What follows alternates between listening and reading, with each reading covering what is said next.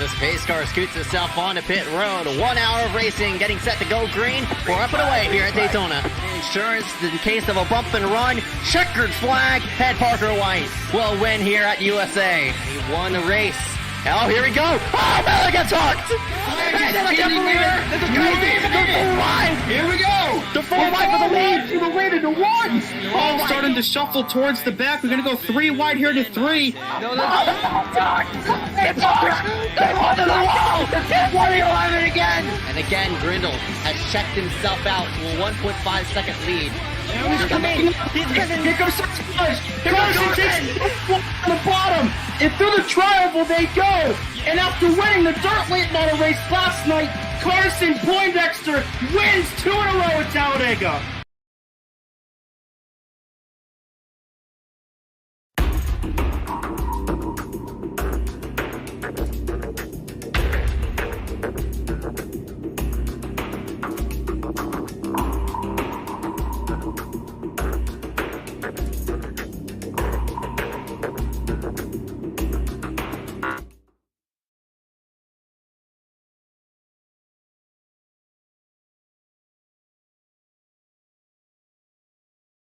Daytona International Speedway here getting set to go green just momentarily for the 3rd ever annual Daytona 250 here live on Maxspeedtv. We welcome everybody to go ahead and kick off this Cup Series season.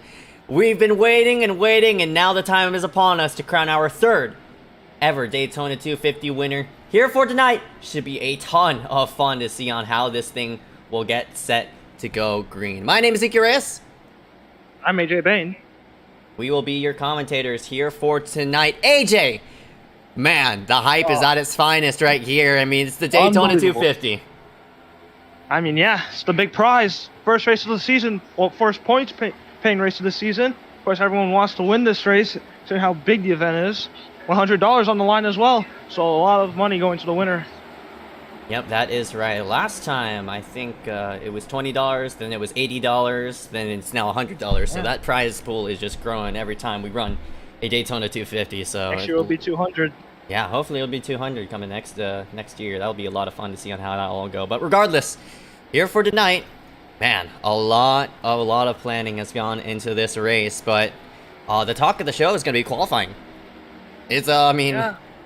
43 drivers are going to make themselves in tonight's field, so you got to be there at the end. Yeah, but some of these drivers have that provisional due to racing in the duels, locking themselves in, so they don't have to worry about making it on speed. But for the drivers that didn't race the duels, those guys will have to fight it out for the 40 spots that are available, or maybe 20.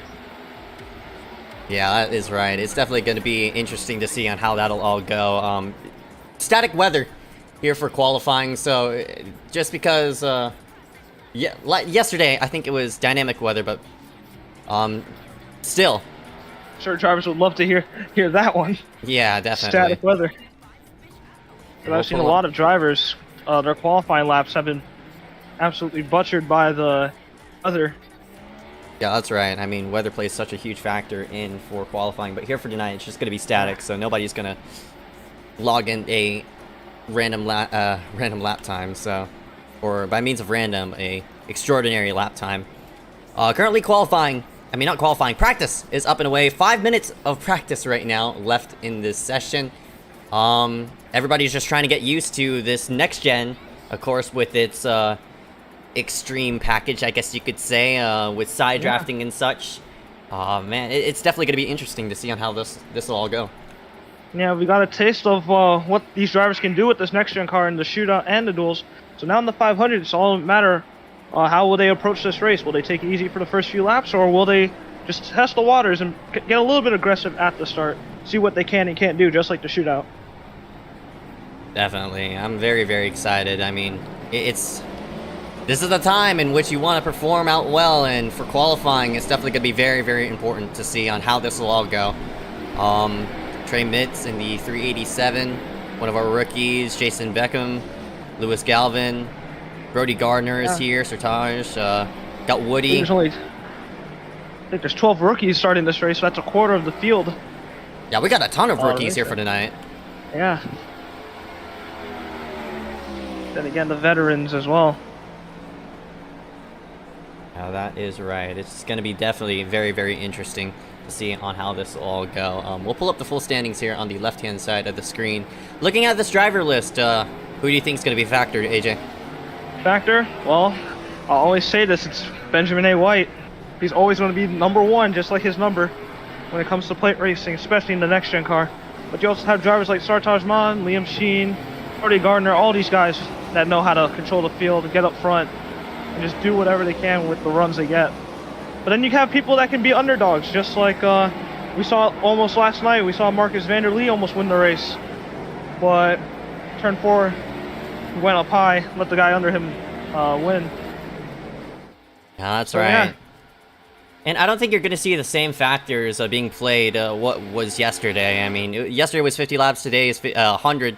And not only that, it's a totally different package. It's the next-gen package, so you're definitely going to see a lot of side drafting playing into effect, a lot of interesting moves that typically you wouldn't see on the service being played out. So I'm interested to see on how this will all go in terms of who's going to do what here in the race. Yeah, I mean, we've seen in NIS races and official races, that single file line on the top that could form really easily.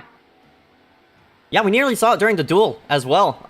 Yeah, before they wrecked. Started to, until they wrecked, of course. But in the duel, everybody started to sort of file themselves up there. But you need that one pusher to make it work. So who's going to be those two drivers to work themselves up to that high side and make it work? I'm not really sure. But it should be very, very interesting to see on how this will all go. I know usually the driver that's leading that outside line, that's the driver that you most definitely have to look out for at the end of the race. Because that's the driver that everyone will trust to follow through, considering that he can lead a whole field on the outside line. Yep, that is right. Man, gonna be wild. Got a lot of people. I expect to see a lot of 2x2 racing, 3-wide racing. Heck, maybe even 4 on the backstretch if we get lucky. Yeah, we'll just have to see about that. Hopefully that'll be at the later end of the stage, but I mean, I want these drivers to log in some laps and get used to each other so we could go ahead and correctly filter through this whole entire field here for tonight. So we'll go over our race analytics here on the left and right hand side of the screen as we get set here for 100 laps of racing. 2.5 miles. These are oval. Round looks like 3 points, about 40 above sea level. Time of day is going to transition into night, but in terms of weather, it won't be too much of a factor, so the track's just going to get cooler, but these drivers are going to be still flying through this whole entire 2.5 mile level. Yeah. 5 tire sets, fuel window 38 to 40 laps. See how that plays a factor throughout this whole race. Yeah, that fuel window, from the next gen to the old Cup car, this car has a bigger fuel tank than what it was on the Gen 6. So that fuel window is definitely going to be a factor. It's bigger.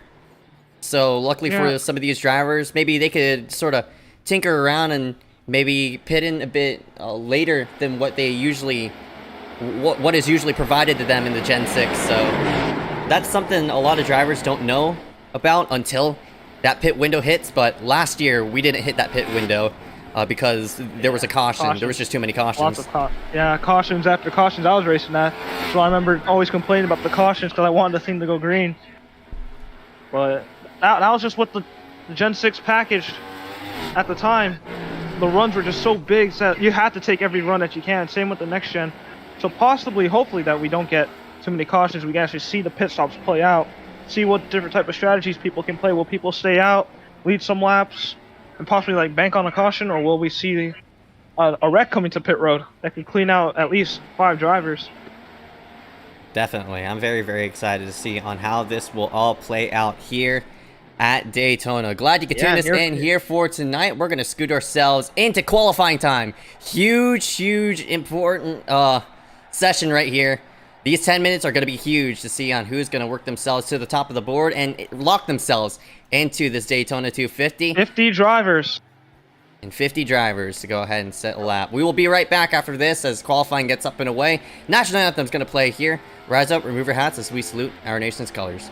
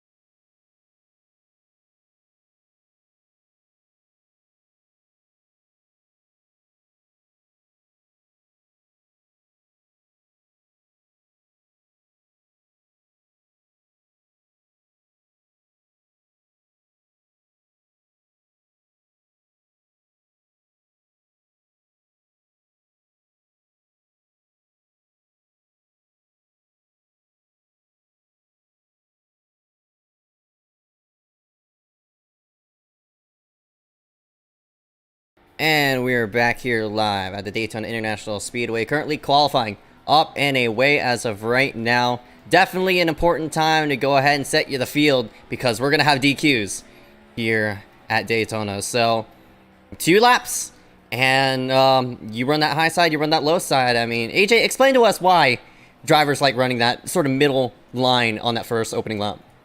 First opening lap, yes. Build up speed, get that momentum off the corner, get those big runs. And also keep away from the wall to avoid getting slowed down by that little air bubble next to the wall. Usually causes the car to drag a little bit back. So that's usually why the drivers usually run the outside on the first lap. Because if you run on the bottom, you're not building up any speed just by hanging down there. You have to get on the outside, build up that speed, and when the second lap comes, that's when you dive to the bottom and just hold it down there. Oh, that is right. Currently, as of right now, we see 24 drivers currently have logged in a lap time. So we're still getting more as Jackson Carr works himself to the top of the board. Benjamin A. White is working himself around. Miles Nelson, one of our dual participants. I think he was, yeah, he is a dual participant. Yep.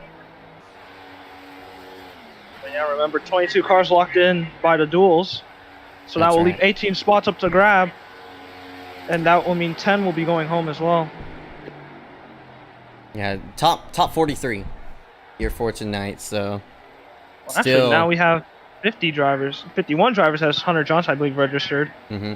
Yeah. Yeah, he has 5 minutes to log into time. He needs to go get himself out on the racetrack ASAP and log those 2 laps in, and we're still getting some more names. Jackson Carr, top of the board, beating out Benjamin A. White. Dane Cruz in third now. That's a rare sight, Benjamin losing out on the pole. Yeah, that's a very rare sight. Basin qualifies in. Gardner is a chase driver. I mean, not chase driver, but a dual participant. He was a dual driver, so he's locked in. But Basin, for sure, is going to be racing in this 250. Zimmer, Kame, Amon, Quan is not.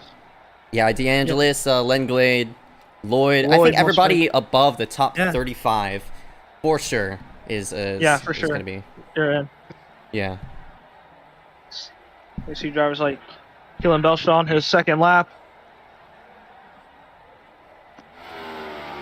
Spockman. Some drivers starting their laps. You see Joe Berge also starting his lap.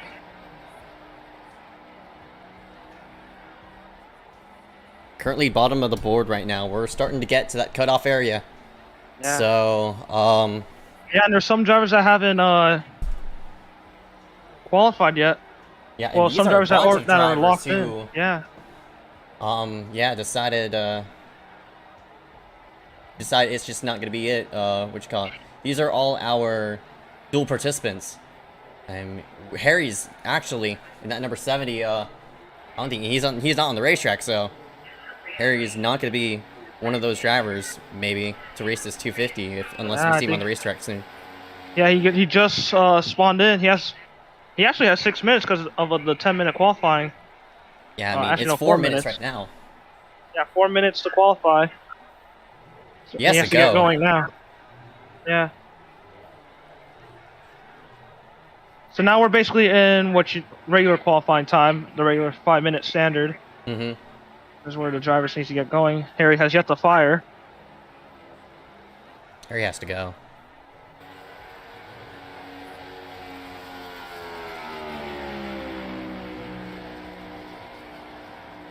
So 8 drivers opting to not. Yeah, one of them is Dominic Howell. Another of them, Jay Mulder. Oh, there he is now. Oh, he has to go. Yeah. So Mulder's going to be very, very close. I mean, he has to go now. Yep, Hunter Johnson getting on the track as well.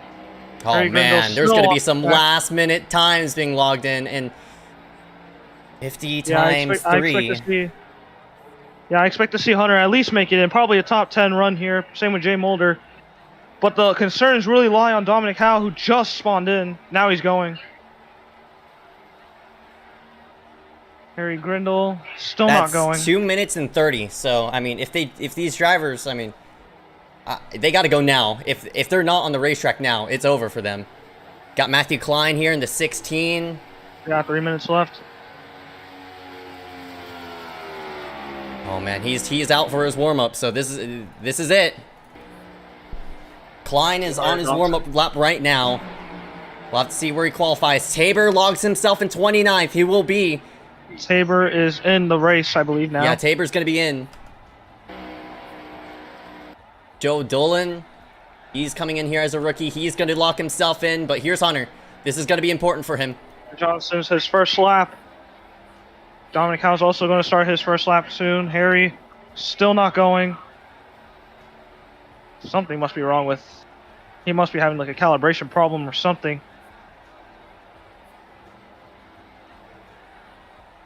Yeah, here's Mulder.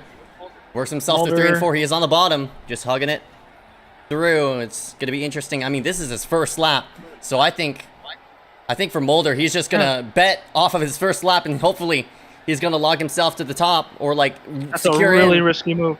Yeah, he's really on the risky apron. move. Yeah, to the apron. Let's see where he lands. Oh, great lap. Oh, he got a 21. great one. That's 21st. Especially on the bottom. Hunter Johnson starting his second.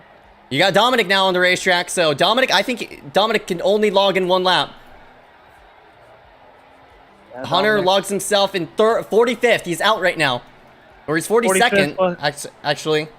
But I don't think that's going to be enough because there's so many Yeah, dual on his second lap. people who are locked in, so... Next, that's his lap of 50.6. That's his first. Hunter works his way through 3 and 4 here. Where will he land? Oh, no, this is going to be important. 1 minute left. Man, Hunter Johnson through the tri-oval. He will not make his way to the apron, so I'm Wow, guessing it doesn't he's hit the banking on a apron. good That's lap. going to lose him some time, but where does he log? It's Good off. lap. It's 11th. 11th place for Hunter Johnson. Dominic Howell now going through 3 and 4. Yeah, all right. He has 35 seconds to make it to the start-finish line. He's sitting 45th right now. Funny. Clutch time right now. Where will Dominic place himself? He goes to the apron. Dominic to the apron. This will be at the money And- lap right here. Got it. He's There you go. in. He's He in. is in. He's 26th. He's in. But now we might see a shocking miss here. Cole Williams sitting 40th. Oh my gosh, you are right. There's going to be some people who are not going to be able to make this race. Cole Williams is probably going to be one of them. Yeah, he's sitting 40th right now, and then the people below him. Gentry might be another one. I mean, we got a ton of people who are not making it. And qualifying is over. Qualifying's over. Who made it? Who didn't? Williams actually made it. I think he says it puts him on 40th. I don't know if he made it. So yeah, we're gonna sort this throughout, but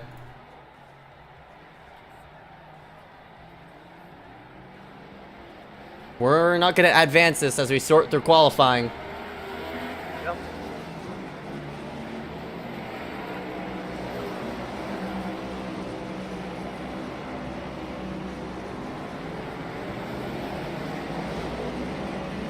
So it's Harry. gonna be, looks like 43rd, 42nd. So Woody is gonna be 43rd. Hunter Gaines.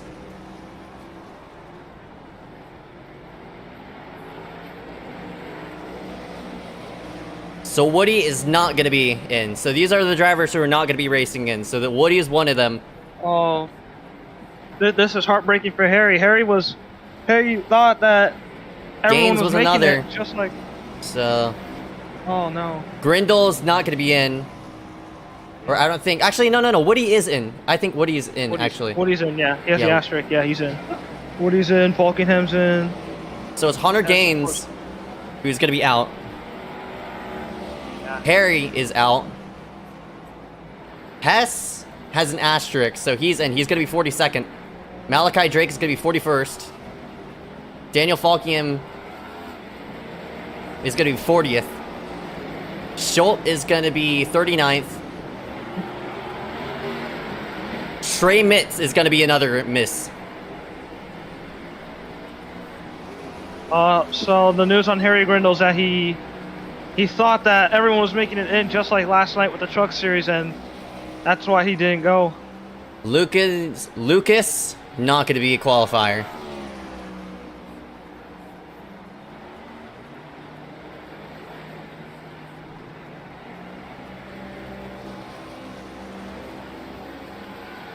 We're gonna have to list this out, so.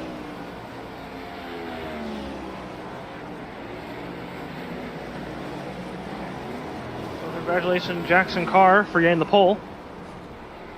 Beckman is in. Galvin was a dual winner. I think. Okay, so hold up. Let me go through this real quickly.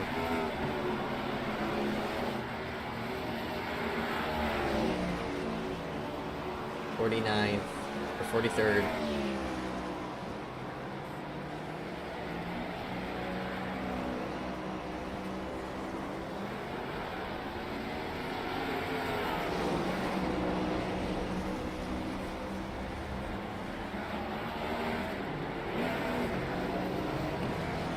I think Malachi, yeah, Malachi is in. Falkingham, E2's in. Schultz is in. Trey Mitz is another one.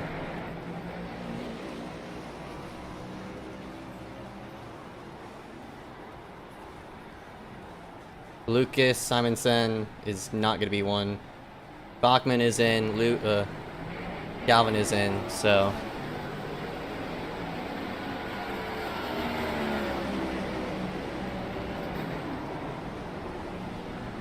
How many people? 51, 50, 49, 51. 48, 47, 46, 45. Man, you are right. Cole Williams is not going to be.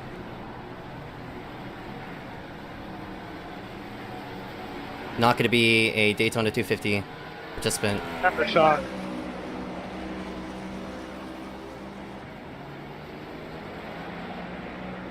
$50, $49, $48, $47, $46, $45, $44. We've found out.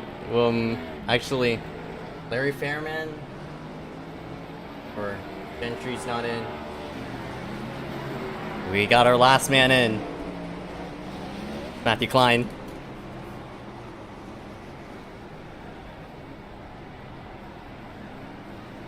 Can you believe that? Yep, I can. Oh Just kidding, no, my I can't. goodness. I So, cannot.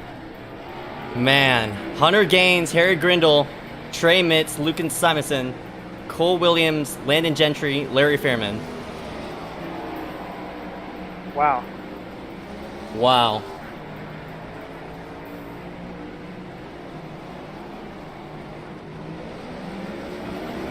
The beauty of Daytona qualifying, eh? Talking misses like that.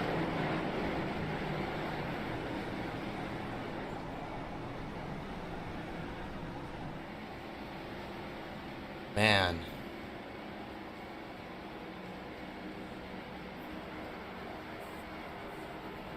Wow. It's a shocker. I can't believe Klein made himself in, but I mean, here it is. This is going to be your field right here.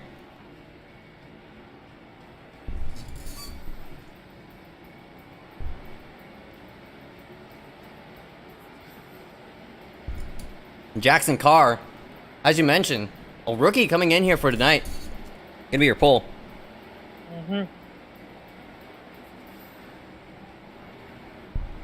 But man, I can't believe Cole Williams is going home. That's huge.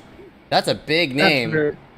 Big name going home, Cole Williams. Same with Harry Grindle, who forgot that he had to qualify.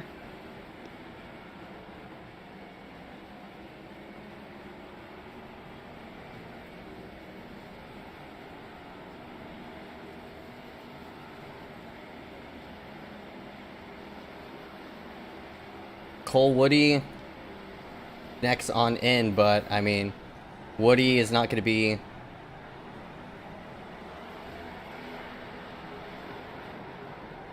Woody is not going to be a participant. Really now? Yeah. I mean, excuse me. He's a dual qualifier. My bad. Yeah, I was about to say, like, really now? What happened?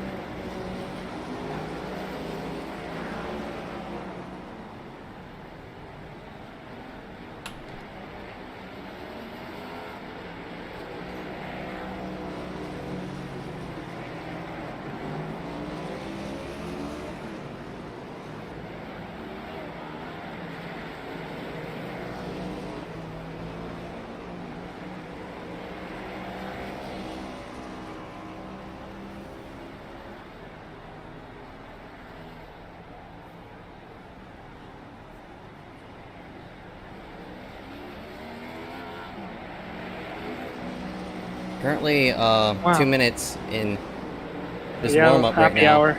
Yeah, just sort of happy hour right now. Trying to get some things sorted out. Apologies for the awkward silence right now, but we'll get things going here in a moment.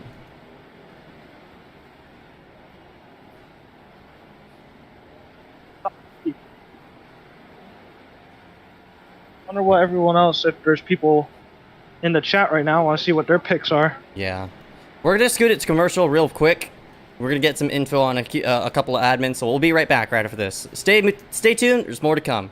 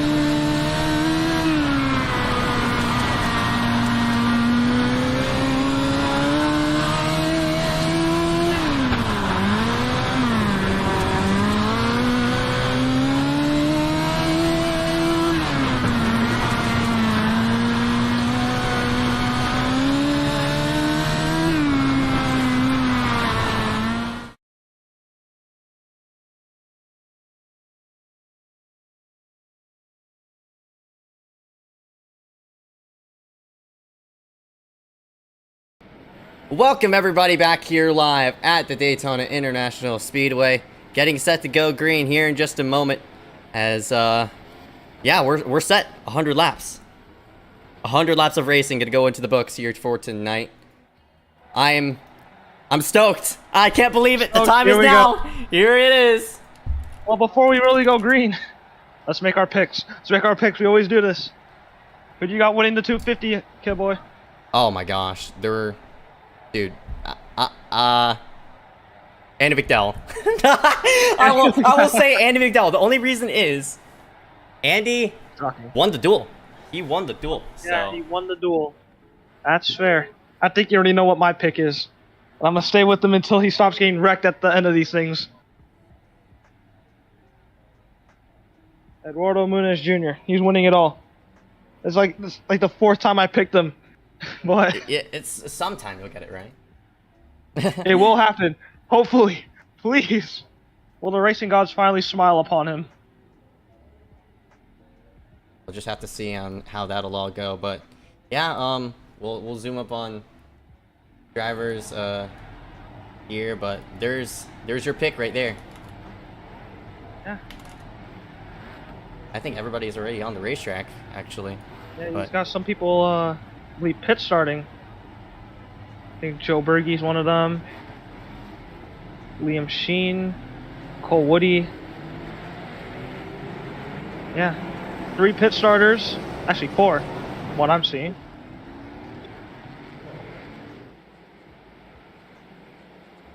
We're rolling ourselves through, so we're Cars gonna go are through. on the track. Yeah, we're gonna scroll through. It's been a bit of an awkward start as we try to get everything set up and such, but now we're gonna get into the flow of things here live on Maxspeedtv. If you're just joining us live, ACOG Platinum Cup Series getting set to go green. 250. It's the 3rd annual one. Last year is Peter Kenny. The first ever year was Charlie Byer. Who's gonna be your 3rd one, or are we gonna get a repeat here tonight? Here. So definitely we're going to get a new winner. No repeat winner with Peter Kenny or Charlie Byers. They're not racing tonight. Yep, that is right. First row is going to be read off here. Jackson Carr, one of our rookies, that number 06, is going to be in first place. Benjamin A. White in second.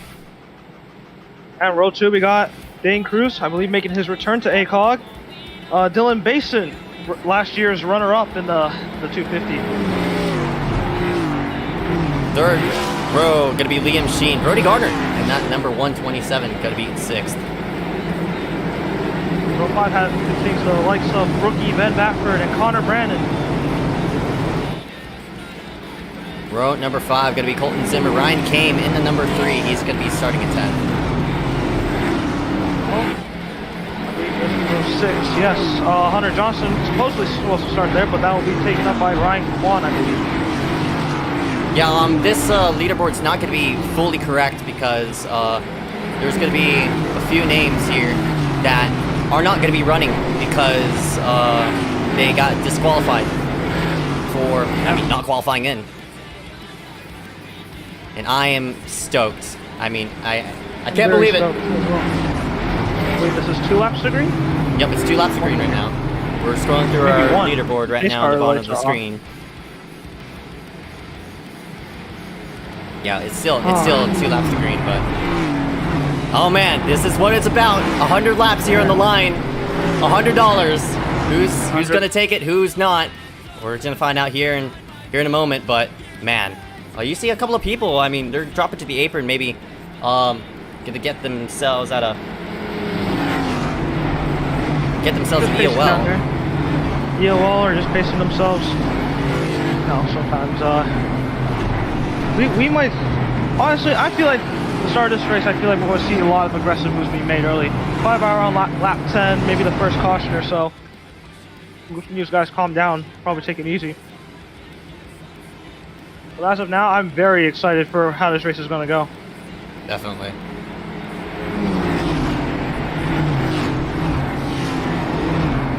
Alright.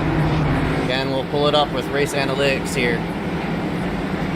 38 to 40. Going to be your fuel window. Going to be your fuel window, so it's going to be a 2-stop race for sure. 5 tire sets just in case. We haven't been to the Daytona International Speedway. 2.5 miles in length, turns 4, 1 in each corner. Banking around 31 degrees of banking. Straightaways 3,000 to 380. 3,800, excuse me. 100 laps. And that equals out to 250 miles. So. Sure. And I believe we just took the one to go to green. See, the clouds are setting here. Daytona covering the track. So AJ, you picked Eduardo, and I picked Andy McDowell. And there's your pick right now. Why did you pick this number 2? Why did I pick this number 2? Because he's my friend. He's my friend. He is your friend. That's a good reason. I would pick my friend too. He's a friend. A great friend. And he's always up here at the end of these things, but then of course the wreck happens, bang. It's caught up right in it. But hopefully, and I mean hopefully, the racing gods smile upon him this race. But if I had to get a backup pick, it would also be Connor Brand, because one, he's also my friend. He's also my friend. But he's also a very good plate racer. So those two are really dangerous if they ever get up together. Yep, and my pick in that number 20 of Andy McDowell, all the way back here. He's just taking the road course. He's going to be starting 23rd. He won the duel, so hopefully Andy could work himself to the top, and we'll just have to see on how this will all go as we're getting set. 100 laps set in front of us for the first Cup season. I mean, first ever Cup season that ACOG has ever ran. But the first, or actually technically the second, under these next gens as well, because we did run that small 6-week series. But regardless, 100 laps right in front of us, $100 on the line for this winner. Make that hard left turn, pace car. Who's gonna take this checkered flag by the end of it? Wave that green floth into the air. Let's go racing here at Daytona. Woo!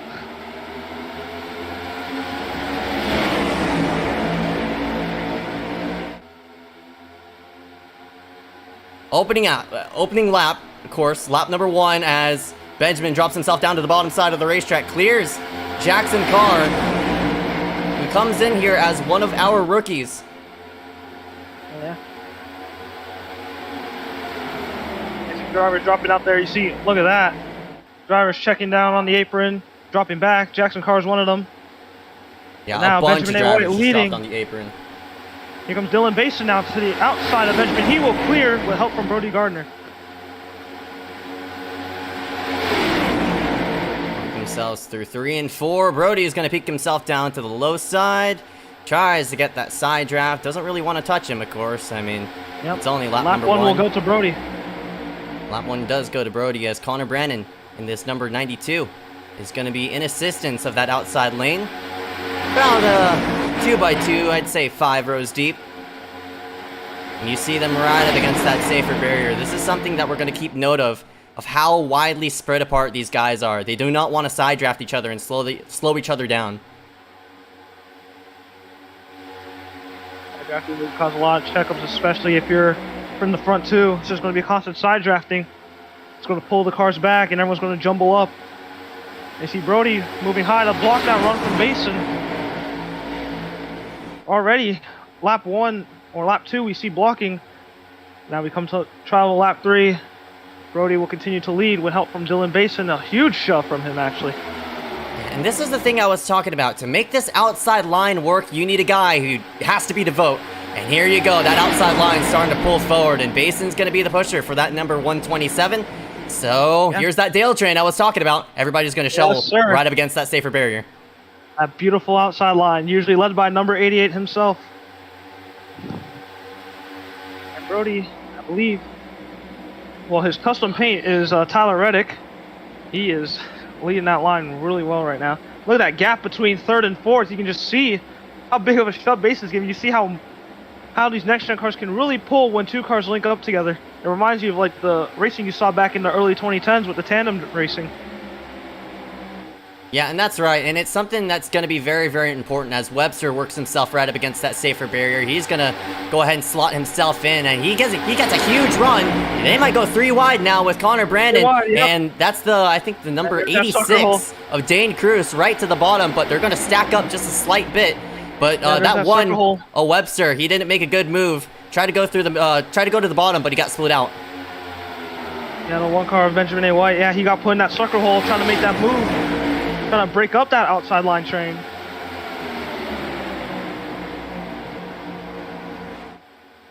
not gonna mention it and specify what Brody was saying on the chat, but he was definitely trying to let Basin know, don't pass me, get this outside line going.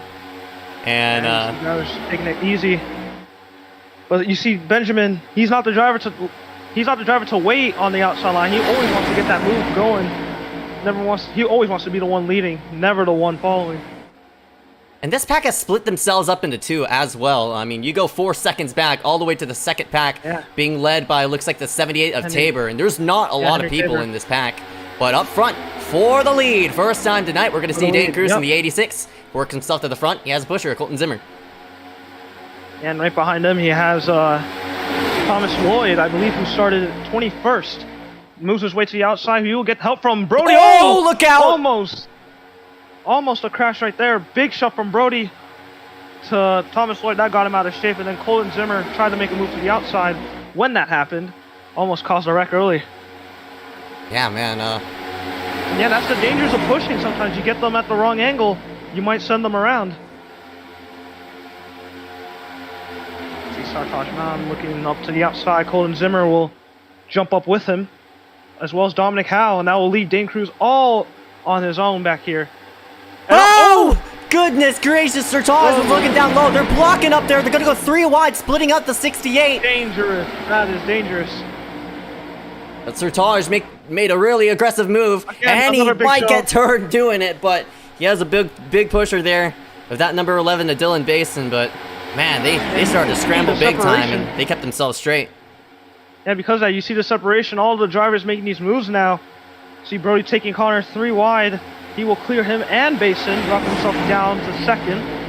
Now he'll look outside of Sartaj going for the lead. Right to the quarter panel, side drafting even. Brody will take the lead with that. And Basin will opt to drop out here. Here comes Connor Brandon, looks low. He will go for the lead. Unfortunately for Connor, he doesn't have a lot of help, but that outside line started to stack up. That 68 didn't get a nice push like he needed, but to the front goes that number 92. Has Sartaj in the 49 pushing him as well, so going to be interesting to see on how Sartaj will play a factor into this front pack, but there's still a lot of racing left. I mean, it's a 250-mile event. These drivers are just getting a taste of what it's like to be with probably about 20 laps to go. I can imagine this racing getting even crazier when we're at the later stages of this race. Oh, no doubt about it. I mean, right now up front, it might look hectic, but it's controlled chaos. All these drivers are calculating their moves right, and none of these drivers are running themselves over. And you see there, he's 68, going to pull himself down to the low side. That's Dominic Howe. Yeah, Dominic Howe, who I believe started 26.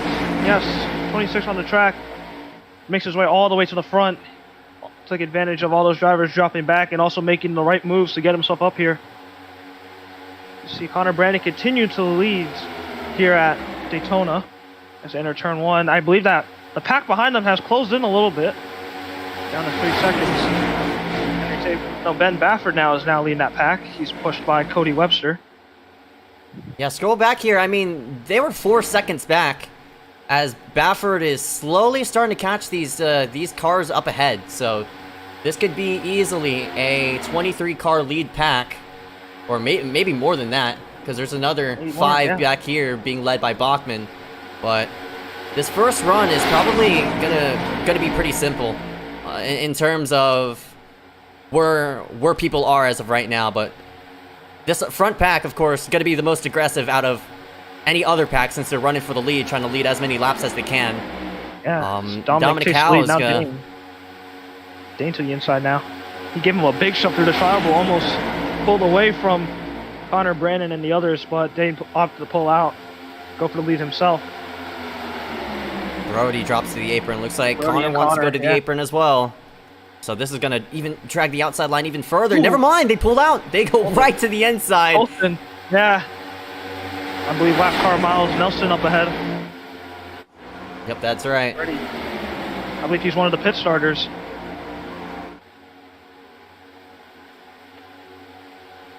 Yeah, Miles going to go a lap down. Looks like going to stay bottom. And typically in the next gen, you probably want to stay bottom, honestly, because it's easier to get that outside line rolling, but Miles is actually just going to drop himself to the apron and just take the lap down. So early, he has enough time to get that lap back, so no need to panic about that. right. And the 11% in this race as Miles is probably going to latch on to this second pack, but up front, they got really organized up front, and they're starting to pull away from that second pack now. Yeah, at the moment these guys got organized, you can see the difference. Just how easily these guys can pull away when they're all grouped together. Yeah, and this is about now, it was like 3 seconds-ish. It's now turned into 4.3 very, very easily. So this this second pack, they got to do a better job at pushing, and you got a big pusher in that Daniel Foggingham machine. That number 39 is doing all he can to push that number 23. And look at Colton Zimmer, he just took 4 cars all the way to the outside here.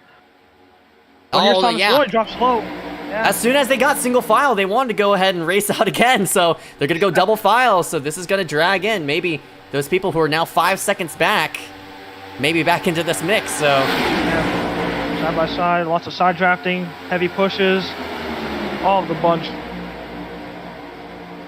I don't know why they didn't go single file there for a moment. I mean, it's okay to ride yourself around, but... Yeah, ooh, Sartaj, big push to Thomas Lloyd, almost hooks him around.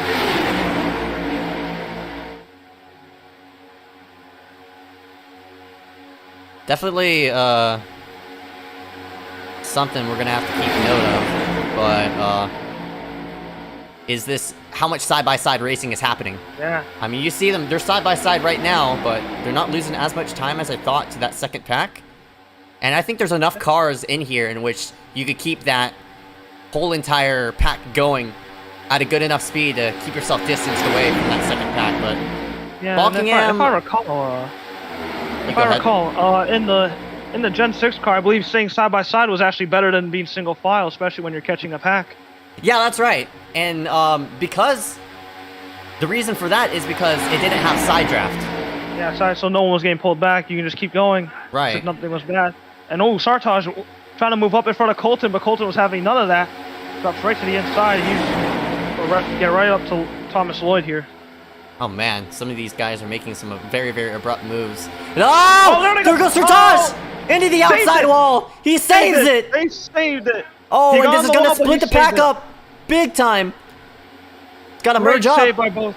Great save by both Connor and Sartaj there. Sartaj got a bit of the wall, but that doesn't look to be significant damage due to the next gen car bodies being very, very, very reliable. But yeah, that second pack's gonna start coming now. Oh, no doubt about it. I mean, Sartaj got left in the dust because of that, so this second pack is going to get a draft all the way to this 23 of Ben Bafford. So this whole front pack got disorganized. We're going to see probably a big pack of at least 25 here in just a moment. But these guys up front, I mean, they're starting to really organize themselves. It might be a 7-car pull away here in just a moment, but they're not really running with each other. Yeah, this might have been a wake-up call now for most of these drivers to just stay single file, maybe calm down, recollect yourself. After what just happened, I think staying single file just like this, so yes, here they go, the Dale line again. Oh, God. Man, that 21 of Thomas, he was too high up against the outside wall. That 09 there wasn't really aligned with him, and they started to stall out, but there's 7 cars who are in this main pack now as Dominic takes it down low. And now you see that second pack, they've closed in, I believe. Now it's going to be 3 seconds within the leaders for that lead pack. Yeah, nobody follows through Dominic Basin. Try to peek through the middle, but that M&M car, I'm not sure who that is. I believe that is... 094. 094, I believe. Yes, oh, the wrecking! Second pack! Oh, second pack, big wreck. That's Falkingham into the outside wall. Got a car who's definitely destroyed. That's Malachi Drake.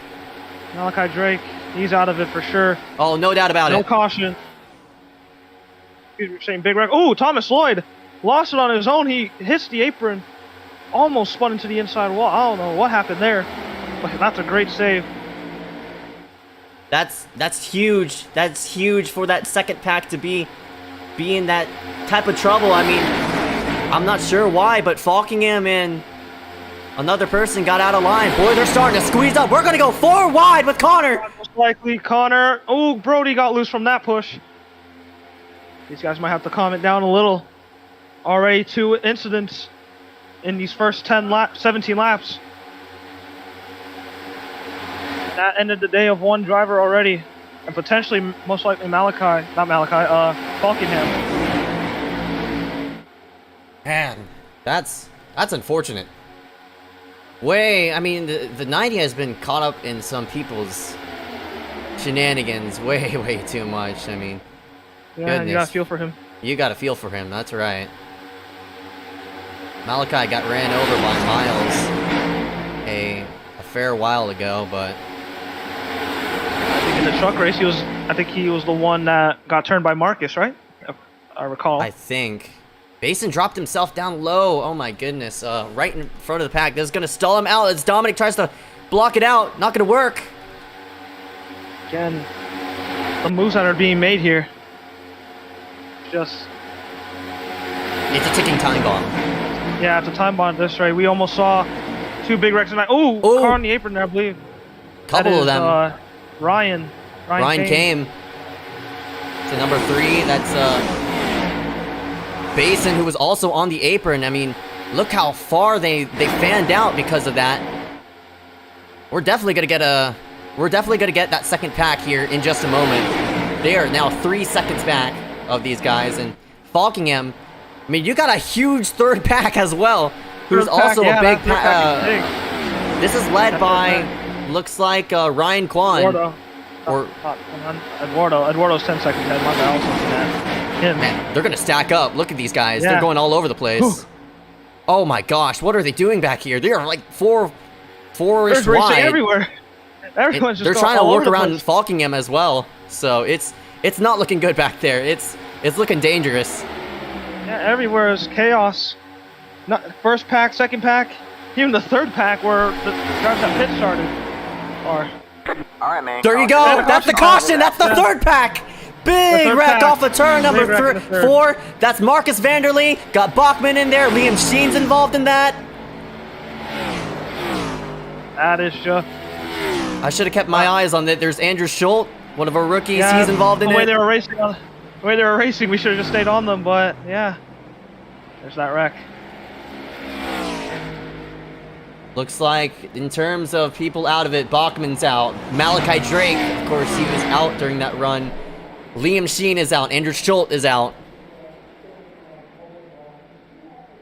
And they started to stack up off of 4. They were working around Falkingham, I think. We'll get a zoom up through. So what we've seen here with all those moves and like people getting loose, yeah, just got I got a little message from Dylan Basin here. He said that these cars are legitimately loose off a corner exit. It can snap at any time, which is why you see all these drivers just making moves. Sometimes these moves are like unintentional because of how loose these cars are. And the incident between Sartosh and Connor, yeah, Sartosh snapped off the corner, and he got into Connor. So now it plays a factor. How will the handling play for the rest of this race? Oh Since man, these cars yeah, are very loose. Bachman got bad loose. Yeah. There's another His example car, there. yeah, I mean, this is the first instance of me, like, actually seeing it. But Bachman, that car just, it whipped on him. Yeah, just whipped around, yeah. And Marcus had no idea. These cars get very aero loose. That's the And you first, see it right there, really yeah. the first ever time I've seen First the time Cup you'll cars see, loose. yeah. Not Yeah, very often. So, in the Gen 6, those things were on rails, basically. You can make any move you want. With the next gen, you have to have, that's where the talent part comes in, because these cars extremely loose. They can just snap.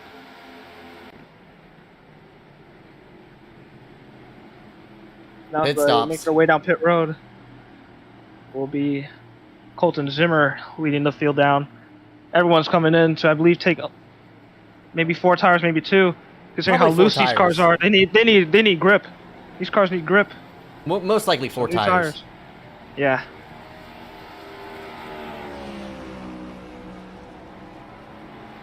So now we can scratch off that these guys aren't really trying to race aggressively, but The setup's just that loose. yeah.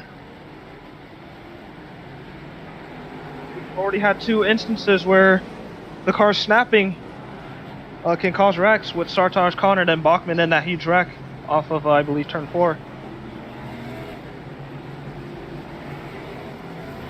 Chris Kelly, appreciate the new member subscription there. Thank you very much. If you are watching this broadcast, thank you for supporting the Maxspeedtv channel. First caution of the night. You're on 22 out of 100. The first caution in the second season. ever 250 was actually around this time. It happened on lap number 22 or lap number 21, and we're getting some, you know, some numbers here about what kind of tire, the tire where it's being ran. Most of them 99, no surprise. I mean, it's a super speedway after all, but for them to be loose, I find that awkward and very compelling, because the last time I was loose at a super speedway was way back then. It was when they changed the Xfinity package from the high downforce package with the little ears on the side, and they changed it to the now what they run currently. And what iRacing didn't do was they didn't go ahead and, you know, change up all the setups that are required for that low downforce package. So you'd go into the corner, suddenly the car's gonna snap around because the setup was meant for high downforce. So that was back in like 2016, no, 2017. 17, yeah, 17 is when they introduced that new low downforce package for Xfinity. Right. They double up now, I believe, one to go to green.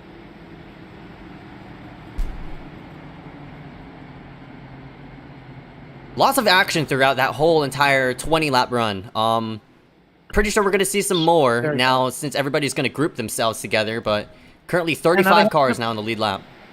They have grip now. Hooray. And yeah, of course, through that whole entire first run, definitely grip is going to be, you know, favored and such. But yeah, and you can see, like, probably at least 10 laps into a run, you'll see the cars just snapping loose. That's why you saw so many drivers hitting the apron, most likely, or just making unintentional moves that they didn't want to make because of how loose these cars can get off the corner.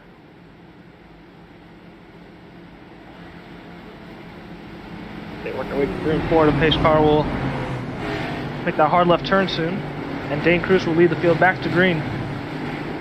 So one caution out of the 23. Will we have more? Well, of course we're going to have more. It's Daytona. But when will it happen? Green. Dane works his way to the restart zone. We are green again at Daytona.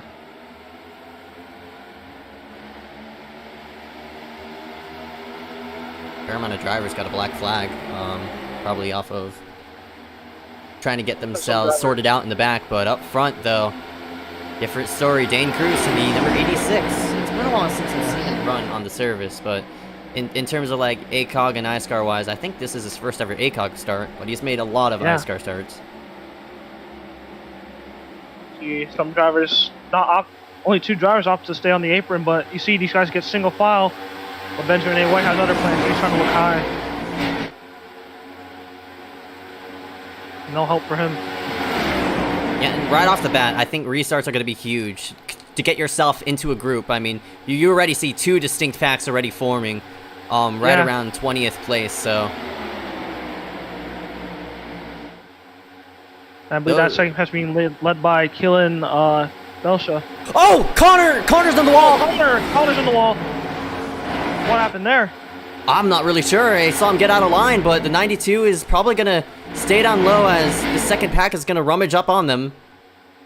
Oh, never mind. They work themselves. I'm not really sure what they're doing, but now the second pack works themselves out. Oh, yeah. So I'm looking at it. Connor Brandon got into Berge, and of course that stacked up, and he got pushed again back into Berge. Berge got sent back because he was pushing someone else, and that just caused like a chain reaction.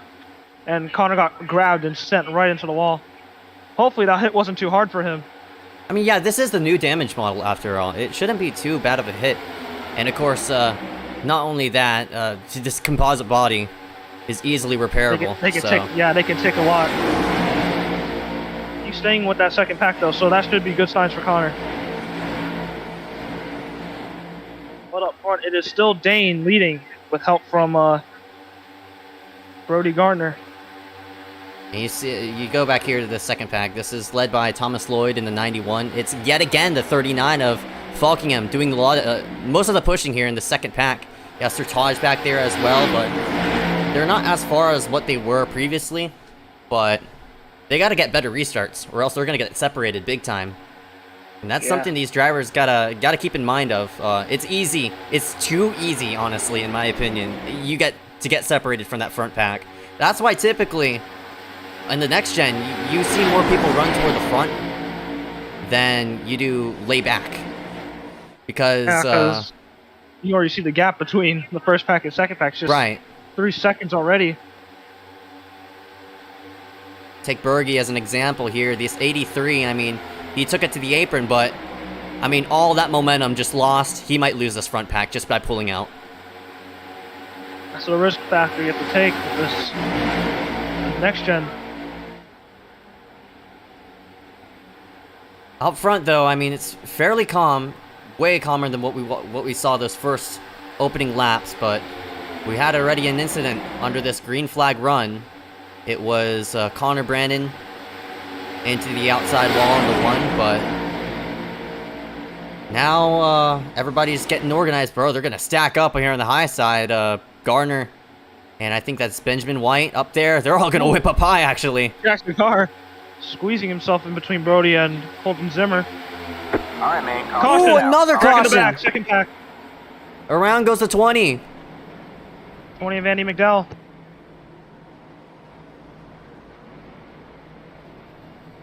Andy was having some... Yeah, the car just snapped. The car just snapped. Unless he got help from Hunter. Oh yeah, he did actually, yeah. Looking at it right now. From the angle I was looking at, it looked like he just got loose. We see. Yeah, Hunter. Oh. That was a bad push by Hunter. That just sent Andy into the wall. Right into the 69 of DeAngelis. Nothing DeAngelis could have done. And DeAngelis, I think, has a meatball flag because of that. He hit the... Yeah, he got slapped by... Yeah, by... He got killed by Andy when he came back up. That car's destroyed. I mean... Yeah, you can see it, but that toe link is knocked out. Uh-huh. And that's nothing DeAngelis could have done. I mean, he's looking forward, and all of a sudden the car on the inside just rummages right into you. That is so unfortunate for That must be the worst feeling on a plate race, because you think that you're safe up here. Next thing you know, the wreck happens, and you just get clobbered out of nowhere without even realizing it. Next thing you know, your day is done. Again, onto pit road.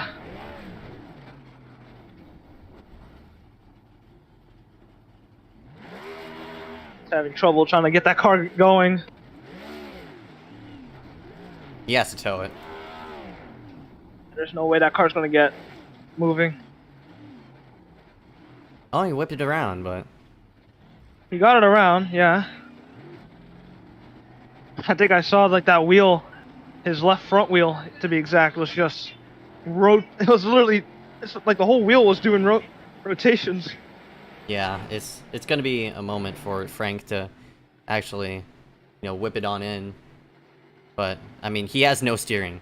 All he's doing is he's playing with the throttle and the brakes, trying to keep it straight. But here he is now. If he could somehow maybe swing the car left, there it is. I think he has a bit of steering on it, but in terms of capabilities, this thing is, he's just straight lining now. Road, yeah, he can't turn. He's gonna have to tow it here. Might as well tow it here. Unless he could like reverse it or something, get it aligned. I think that's what he's trying to do. I think that thing might he might have stuck it in the grass. Actually, no, he's keeping it going. Yeah, because if the car goes reverse, it'll go back that way. Now he could forward it, but he's gonna nail the garage and oh gosh. Yeah. This is kind of painful to watch. Yeah, it is kind of painful to watch. Seeing DeAngelis kind of struggle right now. But this is actual entertainment right here. Who cares about the racing? Great.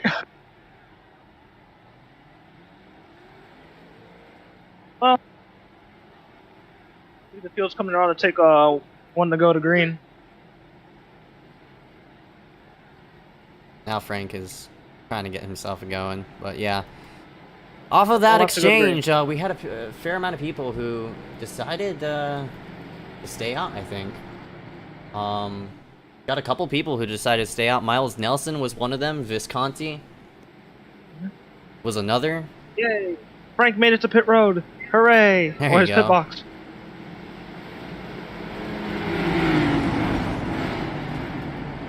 All right, so Visconti started himself from pit road. That 80 is gonna now lead this thing to the green. Also, Miles Nelson, who got his lap back to going a lap down earlier.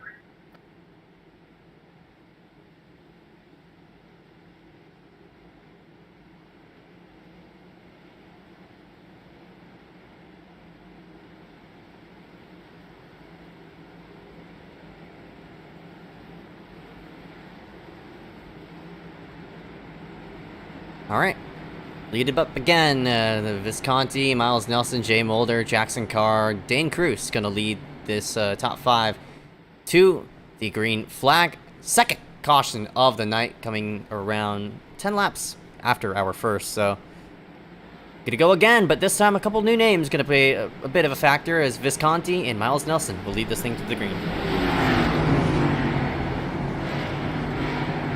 The sun is setting now.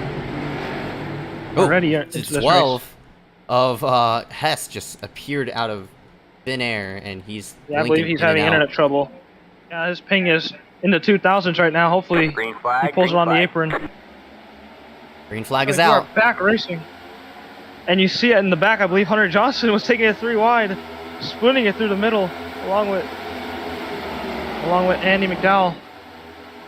Yeah, these guys are wasting no time to work themselves to the front, but now this time they got a way more organized restart than what they did previously. So I don't think we're gonna have any bottlenecks or anything like that, as Miles Nelson will take it probably to the point, but he's getting a slight bit of a push there. But there's obviously 2 distinct lines throughout this thing, as Hunter Johnson is Cardinal getting. on the grass. Oh goodness Ooh. gracious! Mason Sweet, I believe, in the grass. And now will we have 2 packs again, or will they stay as 1 big pack for now? Pretty sure, I mean, looks off of that it, yeah. restart, it was way more organized. These guys definitely got the memo off that second restart, in which they had to go to be with this first pack. So now we got at least 30 drivers, all on this, about 30 drivers, all in this 1 pack.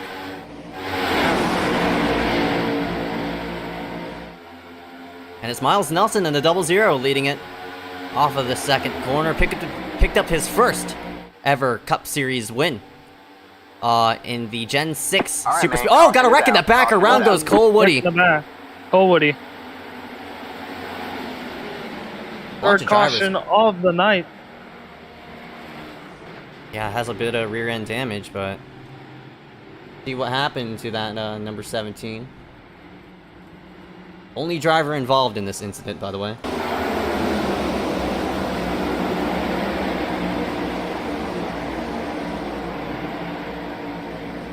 Looks like, oh, they were wrecking ahead of Woody. Woody was on the apron, trying to gather it, looks like then, You just lost it. And Oh, no, then- we got hit from behind, yeah. Yeah, that's Joe Dolan in the 204. And Joe, unfortunately, one of our rookies coming in here for tonight, he's done for. Yeah. That was a very awkward looking wreck, but as he said, these cars are somehow Very loose. loose, heart. Very loose. Especially now that the sun is setting. I haven't really looked at track info. We'll pull up the weather here and see where everybody stands as of right now.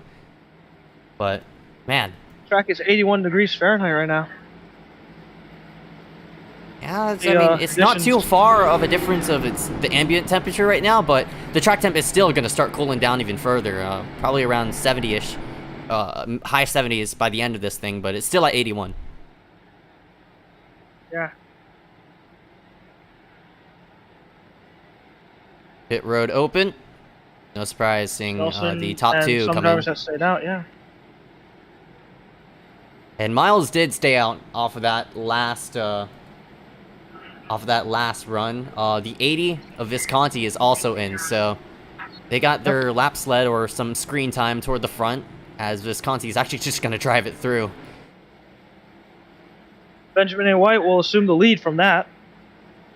How about that for that number one? Yeah. It's not out of the blue to see him up front, but I believe this is the first time since, I believe, lap 2 or 1 since he was actually in the lead.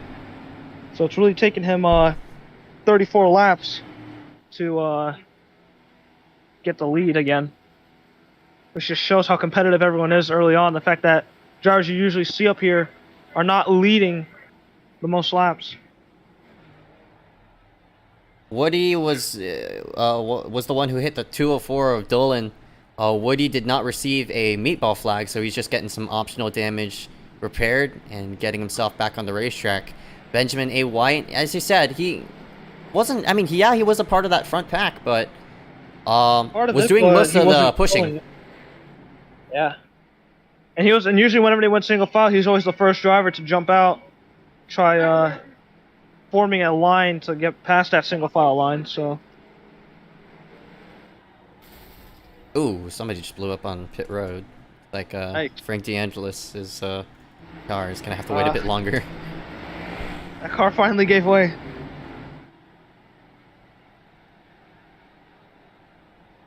Lots of time left, lots of time. Still 100 laps still ahead of us. 65 laps to go.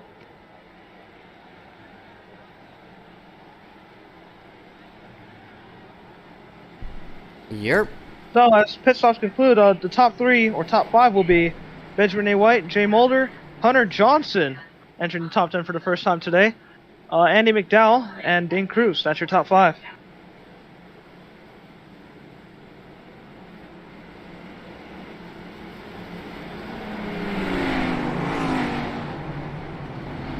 So in terms of fuel window, looks like we got about This is when we usually if we went green the whole way, this is where we usually start pitting right now. Right. Lap 36 to 40. Around there. So with 65 laps to go, it's now turned into a one-stop race. So these drivers will have to pit at least one more time to get themselves all the way to lap 100. We do have some overtime, so if we do somehow, well, I mean, it's not impossible, but if we do have a caution with 5 laps to go or less, go ahead and extend the race for 3 attempts at a green-white checkered.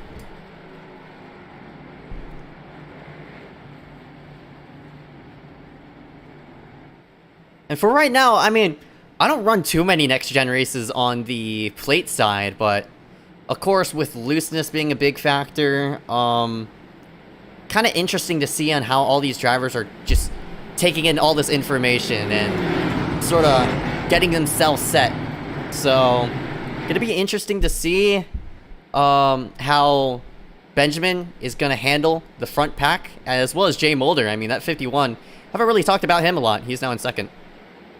Yeah, and the pace car makes that hard left turn, and we are back underway.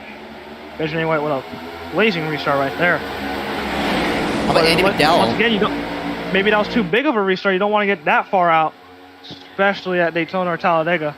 Yeah, he's gonna. Oh man, they're starting to stack up. They got to be wary as Andy is gonna look to the bottom of Hunter. They're gonna split him out. Oh, and they somehow don't wreck. Boy, Andy in that number 20, he is blinking out severely. Yeah, and that caused that little stack up again. Almost gets it to Hunter Johnson. Oh! Benjamin blocking. Oh, Mulder under the apron. Oh, they're making contact. They're about 4 wide. This is insane. What is Andy doing up there? He almost doored Hunter at least 3 times there. 4 times again. Yeah. Another time. Oh my gosh, he's gonna get turned. Oh, I mean they were involved in the last 2 cautions ago. They brought the caution.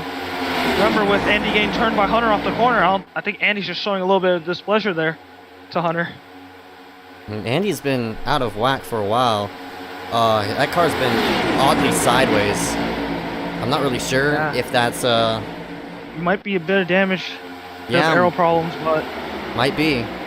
That was dangerous. That was very risky. Yeah, you can't do that shenanigans. They're 4 wide in a 3. Liam Sheen's gonna be a factor. Liam Sheen, who's 8 laps down. Oh my lord. Calm down, boys. Calm down. Yeah, you see Andy, he's just... I'm looking at him. He's just swerving all over the place. Oh! And oh! Big push there.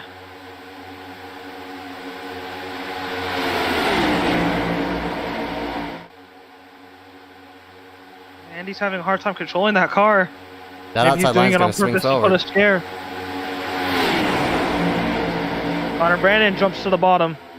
Yeah, Connor doesn't have as much help, but Yeah. swing. Oh, Webster. Oh, never mind. Connor's gonna elect out. Wow. So he pulled out just to drop out of the whole pack, basically. But Boy, they're Webster throwing takes, like, some haybakers up. Oh my goodness. What a move by Webster right there just to take the lead and then jump right back in front of Benjamin as if nothing happened.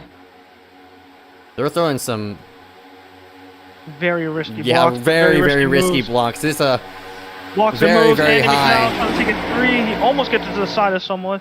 Basin. they're gonna go right 3. To the inside. They're going 3 for the lead. Webster's going to be put in that sucker hole. He's going to drop all the way back now. But he's going to get picked up by Dave Cruz. Oh, they're gonna go 3 by 3 now. Look at the 91. Bye-bye to him. Andy is going to swing up to the high side. Webster trying to file in line. Try to come down on Connor. Yeah. Wasn't clear. Here comes Andy and Zimmer to the bottom. They'll file in right in front of Connor. Benjamin's outside line is dropping fast. Yeah, Benjamin Dylan doesn't Basin have the will help assume that the he lead. needs now. It's starting to falter for Benjamin. Single file through the top 7. But now, never mind, here comes Colton Zimmer. Not Colton Zimmer. Falkingham, actually. Who was involved in a wreck that didn't bring out a caution with Malachi Drake. He's back up to the front. Oh, Liam's on the apron. Look out. Liam Steens Saves it. Oh, man. That's a scare. Yeah, I mean, that 57 was dead sideways. I mean, goodness gracious. Kept it straight, though, and we keep ourselves green. And Liam's 8 laps down as well. And look at the push that Andy McDowell is giving to Falkingham. They're going to go to the front, or at least try to. All right, goes Andy. Andy's around and wrecking. All right, man. Oh. Caution is out. Multi-car accident off of turn 4. Hunter Johnson's in it. I believe Cody Webster. Yes, Cody Webster's in it. Oh, man. Well, that was expected. That was going to happen sooner or later. Oh, yeah, no doubt about it. Oh, man. And look how many drivers get involved off the corner. Yeah. Yeah, Andy's just... I don't know what happened there, but I believe he tried coming down. Look at a replay here, yeah. This is where it all started. Andy's going to get right to the back bumper. You see Liam Sheen on the apron there.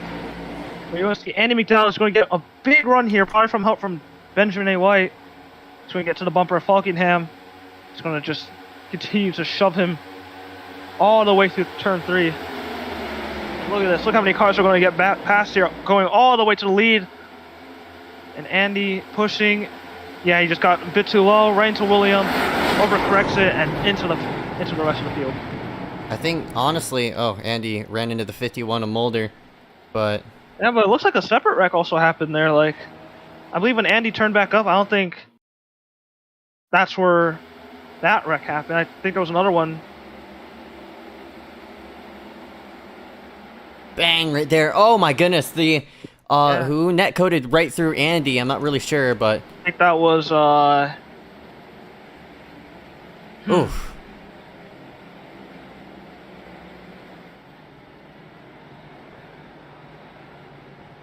Let's see.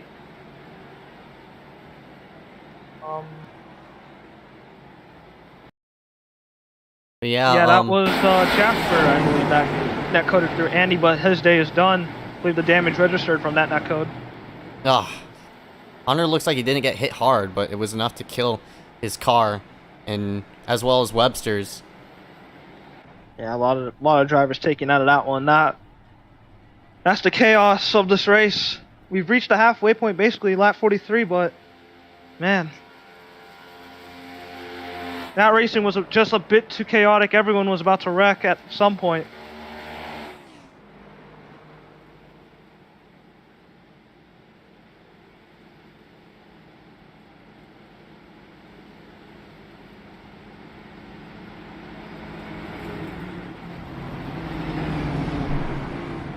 Mulder, even though he was involved in that wreck, he decided to stay out.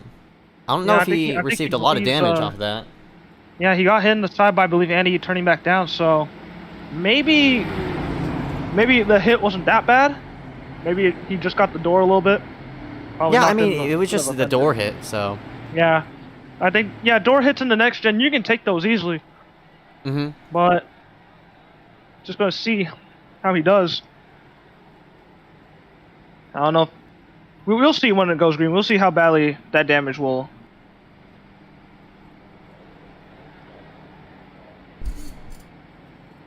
How that damage will affect him.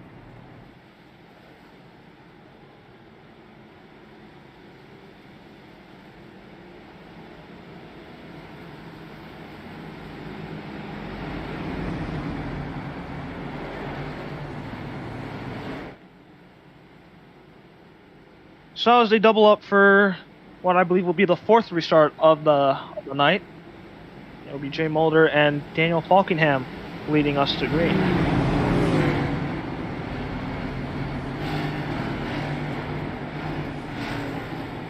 So if I counted four, I think we have,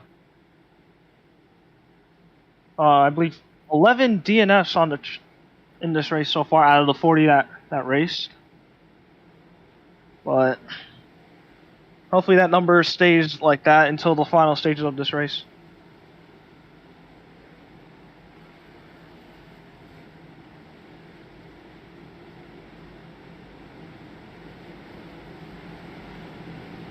You have to cross halfway, right? When we take the green, it will be 56 laps to go. And like you said, we have one more pit stop to be made, I believe. That'll be around lap 80, maybe 70. There's only 28 cars on the lead lap right now. There's a lot of cars who are one lap down. Hess is one lap down. Johnson's now one lap down. Webster, it seems as though his rear axle was broken. And I mean, 39 minutes for a rear broken axle. Are you kidding me? My goodness. Yeah. Green. That's just the next gen. Those axles, those toe links. It's just so easy to break in these cars. It's not like the Gen 6 where it'd be the whole back end torn off, but instead with the next gen, hitting the toe link that's it. That's basically your race right there. Anyway, your green flag again.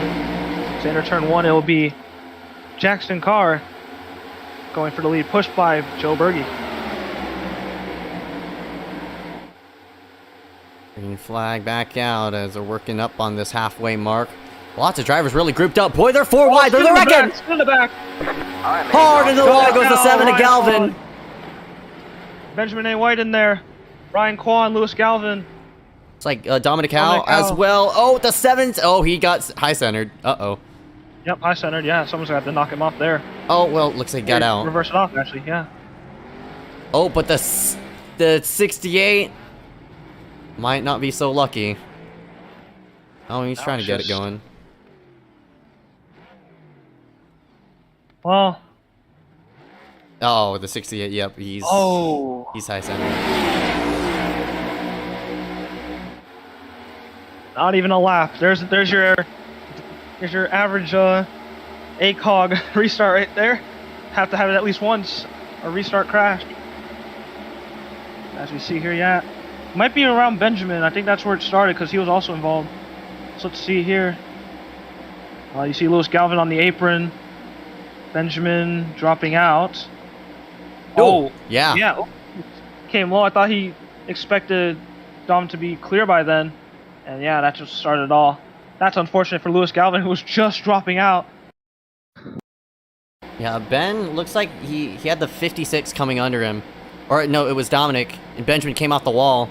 Swerved he underestimated that. He thought Dom would be clear by the time he was turning down, and Yeah, that's what started it all. Seems to be Not team hits often for you see ultimate those, for you- Benjamin, yeah. Not often you see accidents from Benjamin, but I mean, stuff does happen. That It's is a rare. bad misjudgment.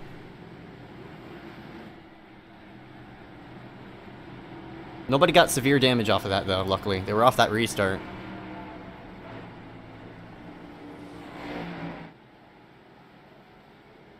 And we've reached an interesting point in which it'll definitely, for sure, be a one-stop race from this point forward.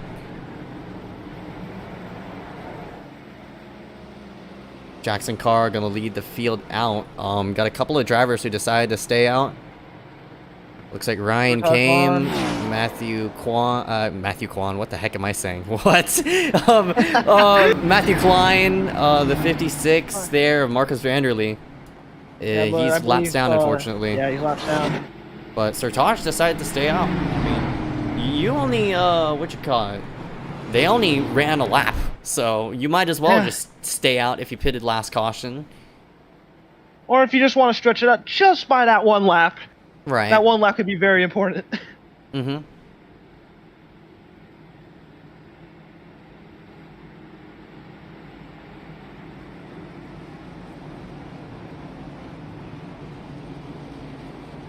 Hopefully this time when they get back racing, we can actually, you know, get more laps in instead of wrecking on lap 1 of a restart. Of course, there's still a lot of time left. I mean, we're only 47 out of 100 right now.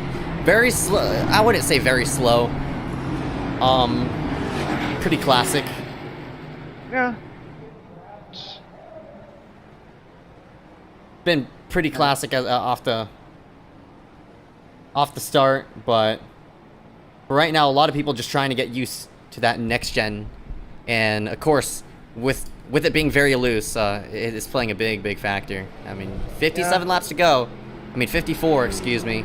5 cautions, so we're averaging about a caution every 10-ish laps. 10-ish, maybe 15-ish laps.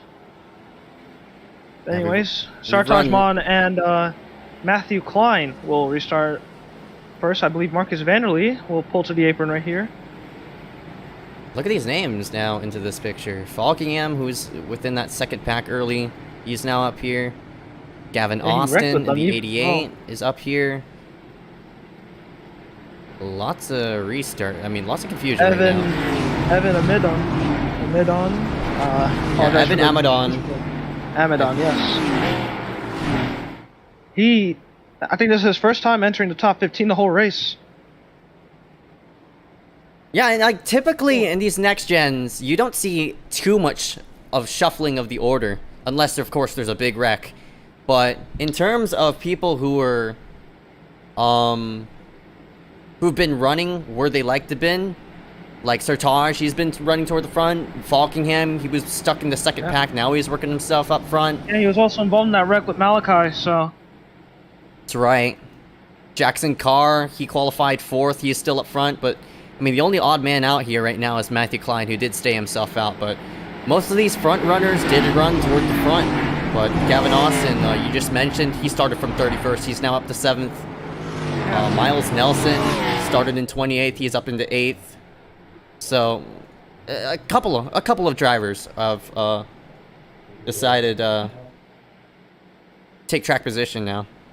Yeah, his pace car down pit road. Sartaj actually counted down for the whole field, and Klein still didn't get going because of that. And look at that, already taking him 3 wide.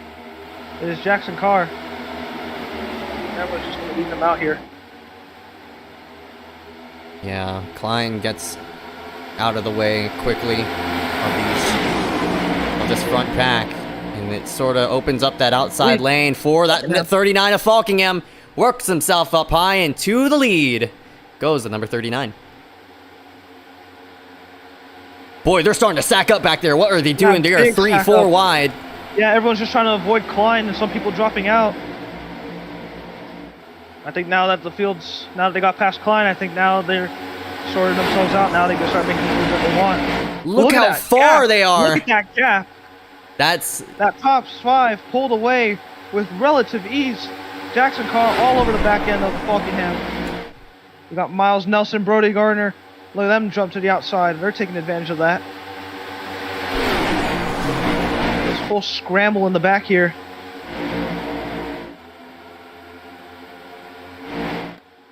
Oh boy. Yeah, Yeah, it's gonna get hectic with these top 5 being a sitting duck. Who's gonna go where? Sertaj has a run. Gonna swing it maybe? Doesn't really want to take a risk to maybe take it 3 wide. That's Miles tries to... Well, he does shove the nose down to the low side of Brody. Miles almost hooked the... I believe the 127 of Brody Gardner with that move. That was very risky, especially the block as well. Gavin Austin. Ooh, whoa, man. They're going all over the place. Up front, at the line, it's Miles Nelson. But man, they're going crazy. Now the time is to go, and Gavin Austin has help from Brody. That number by the 127. Yeah, Brody's been running toward the front, but oh, he turned the 88! There they go! Miles gets booted around. They're gonna pile up. Never mind. There's the caution again. Oh! And that's a big wreck. Wow. Too big of a shove from Brody, and that just sent Gavin around, and of course, that will just cause everyone to stack up. Mason Sweet involved. Evans in it. Benjamin's in it. He gets himself going. Benjamin's also, yeah. That is... And I think Miles Nelson managed to save the car after getting hit. Because we saw him get hit by Gavin. He flung down into the inside wall. I thought it was over for him, but I guess it's not. But we'll take a replay right here. Yeah, Brody just pushed the 88 of Miles. I mean, not the 88 of Miles, but the 88 of Gavin out of line.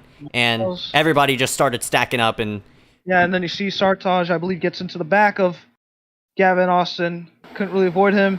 Jay Mulder's in it. Ooh! Someone plowed in there. Yeah. The 3 of Ryan came. Hit the 88 of Gavin really hard. Ooh! Malachi just coming in there last second. Last second. I think we should get some onboards here. I think Basin might have had a good view of that wreck right here. From what I'm seeing. Slow it down just a bit, sort of count up of what happened, but as Gavin was trying to correct the car up, Sartaj was right there. And bang, there goes Kame. You see the 56, got the 091, got William there, and the 79 keeps it straight somehow. Keeps it straight, good save. See Benjamin A. White. I don't think he was involved. Was he involved? Didn't really see him get hit. Yeah, I think he was just dropping back. Yeah, look at Miles Nelson. What a save that is. Yeah, let's take a look at it again. The 127. And Miles! Oh my! Great save. Oh, Great goodness save, gracious. Great save. And look at them right behind. Wow. Might as well get a rear view shot from him. But man. Unbelievable. He got hit right about here. Get hit right here. He's gonna save it. You see the smoke? Not really smoke there because I obviously learned that. Look at everyone wrecked down there. The one car. Oh, yeah. Oh, he hit the tires. Whoever that was. The tires. Wow. I'm not sure who that was, but that was. Yikes. We'll get a look at there. We'll get a look at that soon. 056 of Mason Sweet. Oh. Mason Sweet. Oh. Yeah, his day's done after that one. Yeah, his day is done. And that's usually a place where they don't like to put in tires. I mean, you only see tires there really because of the road course of the Rolex. Yeah, IMSA. Yeah, whenever the Rolex 24 with IMSA, whenever they come down to Daytona, those barriers are there. So seeing a stock car hit those tires is extremely rare.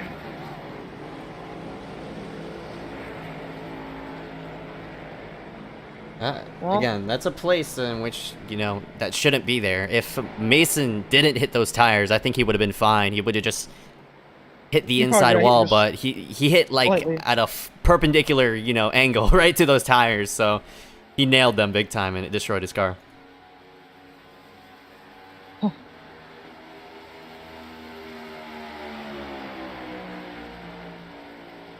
Daniel Falkenham and Connor Brannon will be leading the field back to green. You see drivers exiting pit road. Again, those last bits of repairs in, or at least the most they can before we go back racing.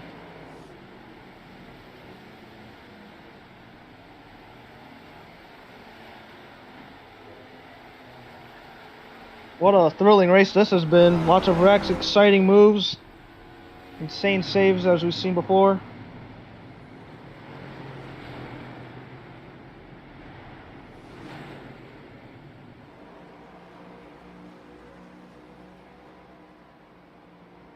One to go. Yeah, we've reached the halfway point. It's lap 54. 4 laps past halfway. If these cautions keep they keep happening, we might not even need that one stop under the green. We can just keep racing. Yeah, definitely. But it's still, for right now, it's definitely going to be a one-stop race. But Yeah. I think once we hit like 40 laps to go, then we get a caution. Then it's going to be it's good all the way to the end. So Yeah, with the way things are happening right now, we might have to pit around like with 5 to go, maybe 6 to go.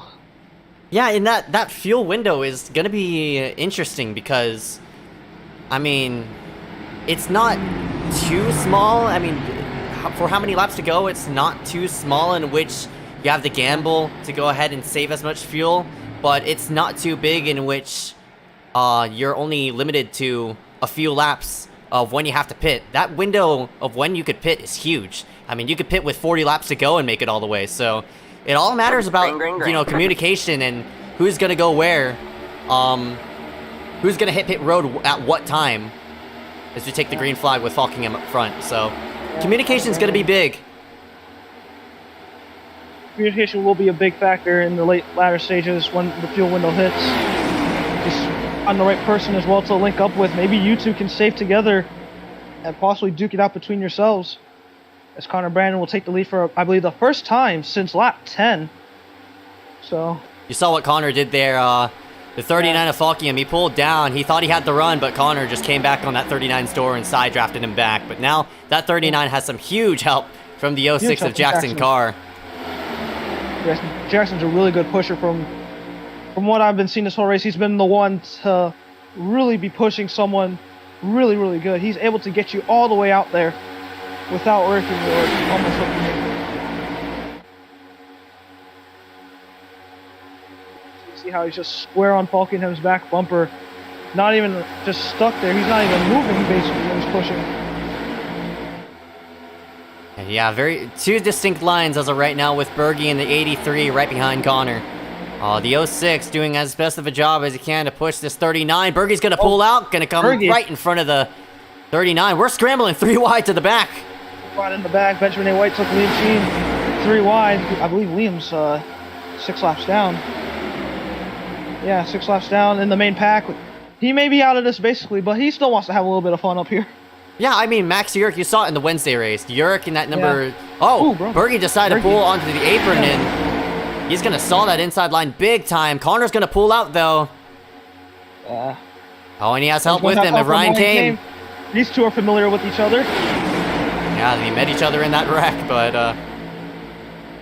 oh, boy. Here's yeah, Brody that wreck back quoted. Back to his pushing ways. Hopefully he doesn't turn Falkingham this time. The 3 of Ryan Kame decided he's not going to be part of that mess, so he's going to drop himself out. But, man, that outside line, they pulled forward. Yeah, Miles Nelson looking low. Here's Liam Sheen now. And Liam, again, like Yerk did in the Wednesday race, Liam's going to play a very interesting factor, but I think Liam, I mean, it's only 6 laps down. You could definitely make a big charge and get yourself to the front to unlap yourself, but Liam, I think Liam has to maybe lead this thing for it to work to his favor, to unlap himself. Unlap himself, get the caution, just rinse and repeat every time. As it stands right now, it's not looking like that. Miles drops out. So now it's going to be Falkingham with Liam. And Brody will be clear by Miles. Look at that. Oh, Liam will jump high. Yeah, he left Falkingham in the dust there, but this outside line, they got the help they needed to make that work. And they're going to pull forward, and now everybody's going to shuffle themselves up there. You got Brody leading it, and that's a teammate of Benjamin right behind. I mean, these two fairly close with each other. So I'm pretty sure Benjamin is going to be devout to pushing that 127 in the meantime of that. Yeah, there's cars in the wall. Come on got on the wall there. Everybody scrambled there to avoid him. I believe he was just following the line. They got a bit too high, and he got on the wall because of that. But they did a good job avoiding him, and now see the cars single filing out on the top side here. Woo! Big move there by, I believe, Evan. Yeah, now Liam Sheen is going to try to make that inside line work. Just nobody there, and he gets cut off. He right into Connor. And Liam's just trying to get his lap back. As you see the big run there by the 39 of Falkingham. He's going to take it down low. He's going to go alone. Can't really do that. He's going to have to file himself right back in front of Gavin if he can. Liam again looks low, trying to get to the inside of Henry Tabor. He does. Now Connor will come down and help him. Let's see what that 92 and 57 can do. Oh, they got split. Oh, yeah, Connor. Connor, never mind about working with him. He's just going to take him 3. And Dominic will follow Connor through. Same with Visconti. And all that work just went to waste right there for Liam. Back to square one for him. Falkingham again, looking low, trying to start this inside line, but just again, no one just wants to go down. And you can see how many spots he'll lose because of that. He wanted to go right in front of Connor, but Connor had such a huge run. Big, yeah, you can't block that. And just look at the difference of speed between Falkingham and the rest. That's like a 10-mile-per-hour difference when he dropped to the inside. Yeah, that inside line isn't condensing as much as it wants to do. I mean, there's a lot of people, yeah, they're pulling out, but they go right back in line. They get they're pinning for a run, but all of a sudden it just drops out and nobody goes anywhere. So all these guys, now you see Connor, he's gonna pull out, but nobody. No, you got the 80 there. Visconti, yeah, he has Visconti there. There's just not enough people there on that low side. Falkingham doing the most right here, trying to side draft Ryan Kwan, slow up that pack or that outside line a little bit. They stacked up on that inside. I mean, there needs to be a couple cars compatible enough to push each other. Right now, it's Connor and Visconti, but, I mean, there's only 2 guys down there. It's not going to work. They have to time it at the same time. They can't... Need to have at least, like, 1 leader for sure. Like, what you call it? I already forgot my words. Anyways, just 1 leader to just lead them down, and they just have to follow every time he goes low. You can't really have multiple cars going for it, thinking they're going to lead that pack. Oh, now the inside line definitely got formed up there. They got formed up here, and this could be big. It all depends on how packed up they are. Connor's trying to get to the back of Basin.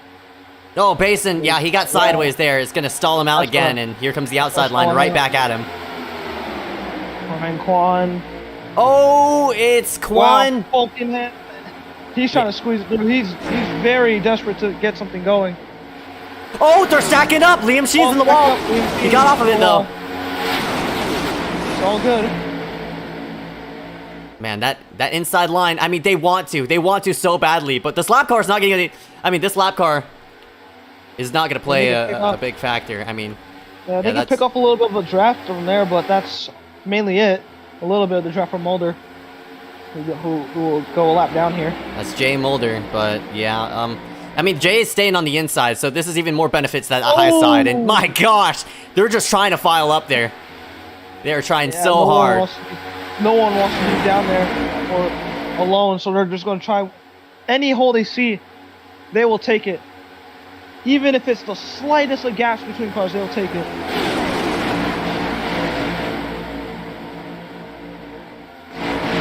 But again, it's just been all Brody and Benjamin leading this outside line. 2 teammates just controlling the field. But it can all depend on when Jackson Carr wants to make his move. He has help from Henry Tabor and I believe that is Gavin Austin, yes, if he wants to make his move. Or he can jump in front of Connor Brandon. Try doing something there. Oh, Connor, big shove there from Falkingham. Who knows? It might be these 2. Now Falkingham is pinned with Connor, so maybe these are the 2 to make that inside line work. They got like 3 cars up there. They're having a run though, so we'll see if Falkingham and Connor do get disconnected. But for right now, yeah, they made it. They're making it work. Yeah, they're up to 3rd here. Well, next to Jackson Carr. Falkingham just needs to get on Connor right here, and yes, they'll be going somewhere. And Benjamin pulled out. Benjamin sees that run, he'll move low. Oh, look out! He saves it! What a save! Oh! Wait. He's still sideways! And they both saved it. Unbelievable. I cannot believe they saved it! What? That is an unbelievable save by both drivers.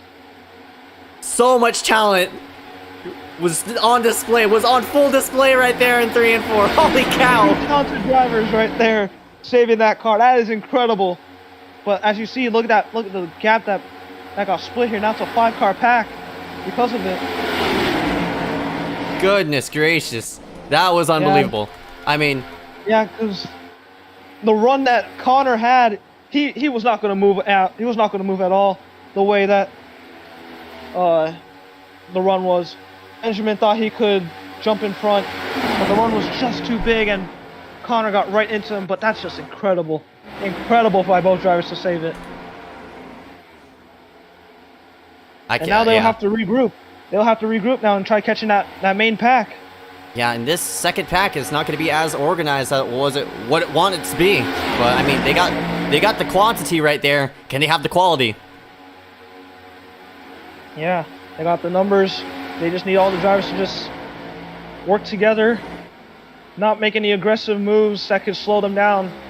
And whenever they're pushing, they just have to be they just have to be perfect whenever pushing. Just like what Benjamin's doing right now with Basin. Oh, wrecking Ashley! Oh, they wrecked! Oh! And I'm not sure who went around. Dane Cruz, he's around. He's spinning into the bus stop, but he will get it back going. No caution. Wow, he was 10th at the time of scoring, but we keep ourselves green. Yeah. And that second pack is now dwindled into only 5 cars. Oh yeah, he got a bad shove by, I believe, Evan. And yeah.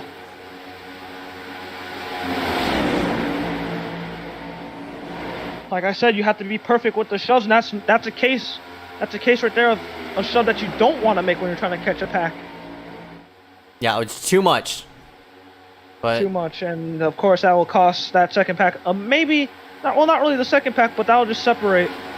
Now it's I believe 5 cars in the main pack, or now 6 with Sartaj added on. And yeah, 6 and 6. But I think they caught them. Yeah. I think Basin is close enough to get that draft of Sartaj, and they should start racing again soon.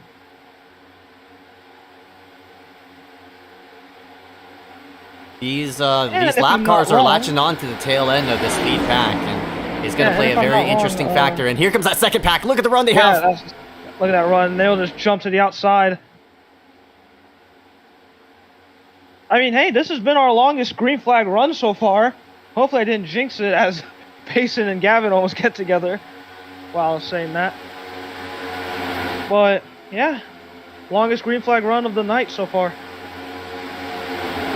Man, so if this thing does go green all the way, I mean, yeah, we still have that fuel window. That's going to be very interesting. I mean, at latest, you could pit with 9 laps to go, but you could pit right now and make it all the way to the end. But you need the drivers, you need the people to have on pit road for it to work. There's some we haven't seen in a while. Yeah, green flag pit stops have been rare. Oh, Falkenham almost got the Tabor trying to side draft. That's that car getting loose whenever you make those aggressive moves like that. Yeah, I know this pack has grown into... A caution was to come out here. I believe they would be good on fuel. Right. Yeah, do you want to take that gamble to hit pit road right now? Or do you want to stay yourself out until like 5 laps to go? Marcus is on the grass! Marcus in the grass. I think he was just getting out the way. He is actually almost spinning. He'll have to get his... we'll get a black flag for that, but most likely it will be cleared.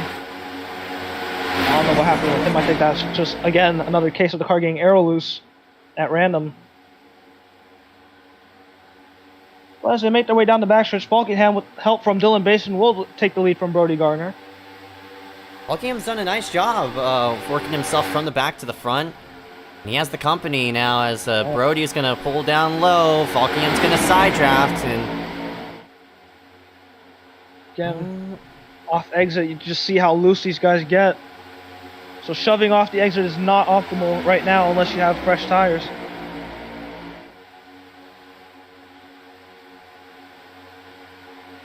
See that big shove there from the 06 for Brody. They're gonna work themselves to the front as we can see Basin sort of tag the 06. There. Yeah, heavy side draft actually from Basin. Packed a lot of air on that side, dragged them back. You saw how quickly that separated Jackson from Brody.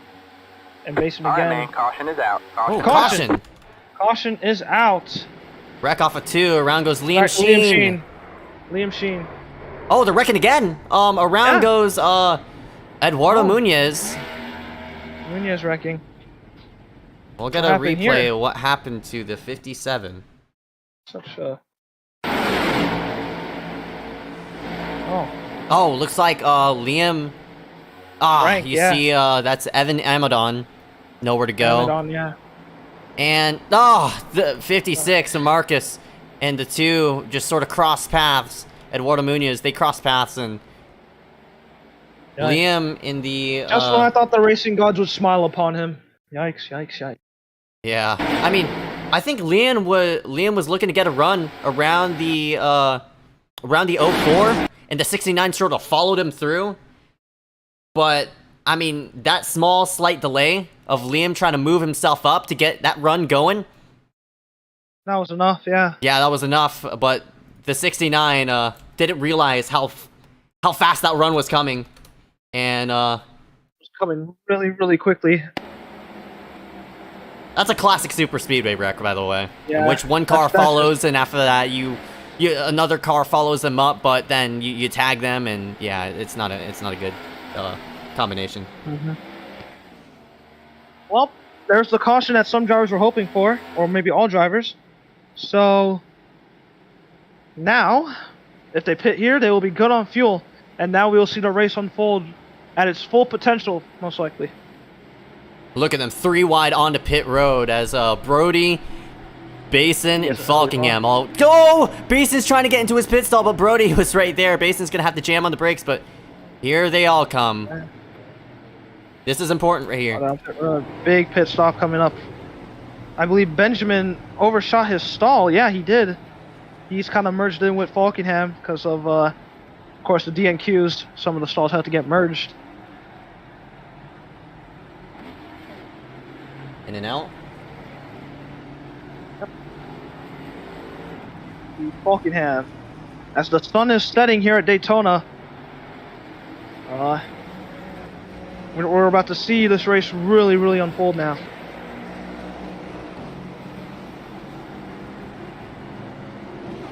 Right.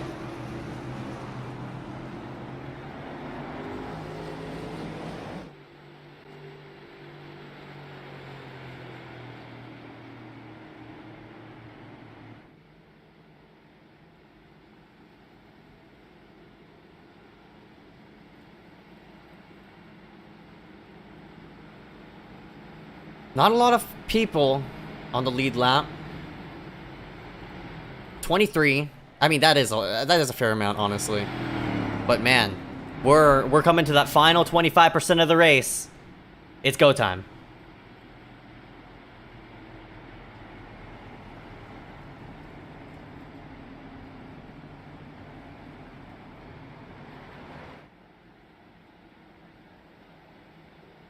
Now, I think in terms of people who are, who have really made a name for themselves in this lead pack, you've Falkingham up there, Brody, and Basin. As well as Benjamin. Connor, Jackson. It's mainly been those guys that have been up front all race, controlling everything. Yeah, now is the time in which, who's gonna put themselves in that in that position to get themselves this W. I mean, we got new names up here as well. Schmidt in the 79 has been involved in a couple of incidents. Yeah. Keelan Belsha in the 04, haven't mentioned his name. He's the only time I think I mentioned him was when he was leading that, I believe, third pack or second pack at the start of the race. That's it. But now when we go green, we're going to have 25 laps of racing. So how crazy will this get? Everyone's good on fuel. It's late in the race, and there's still plenty of cars that can compete for this win. So it's all going to unfold here when we go green. Yeah, that's right. It has been a chaotic, but I think it's in terms, yeah, a fun type of chaotic. Of course, everybody trying to It's not the chaotic like last night. Right. It's been good chaos, not bad chaos. Here tonight, though, definitely whittled down the field. In terms of who's gonna go where, we'll find out here in 25 laps. Pace car is in. 5 laps of racing. Come on, boys, give me a show, but don't wreck. Green flag, green flag. Oh, the 88 didn't launch. Yeah. Green flag in the air. Jackson Carr, Daniel Falkenham.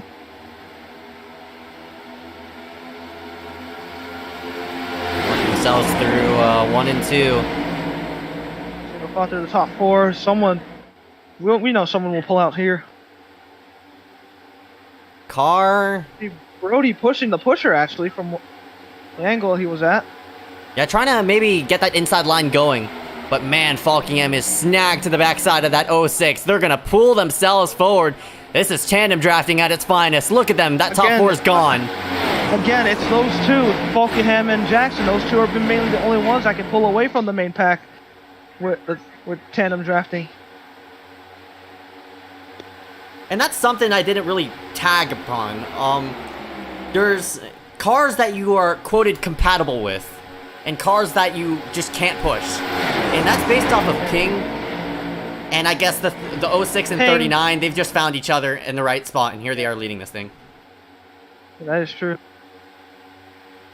But again, 2 packs separating each other. I believe that is Ryan Kwan, 18. Yeah, Ryan Kwan leading that pack. 2 seconds behind. Might be 3 now. So driver's taking it 3 wide. Zach Almond going through the middle. Yeah, and you see right here, I mean, the 39, since he's found his guy, he wants to push. He's going to be tagged on him this whole entire race. But Brody's coming up with the run. He pulls out. And Falkenham is separated from Jackson at the wrong time, so Brody most likely will take the lead here with help from Connor Brandon and Dylan Basin. And how about these 2 cats? Quoted Darrell Waltrip. That Brody Gardner machine and Connor Brandon, maybe those 2 can hook up together. So we might have 2 lines.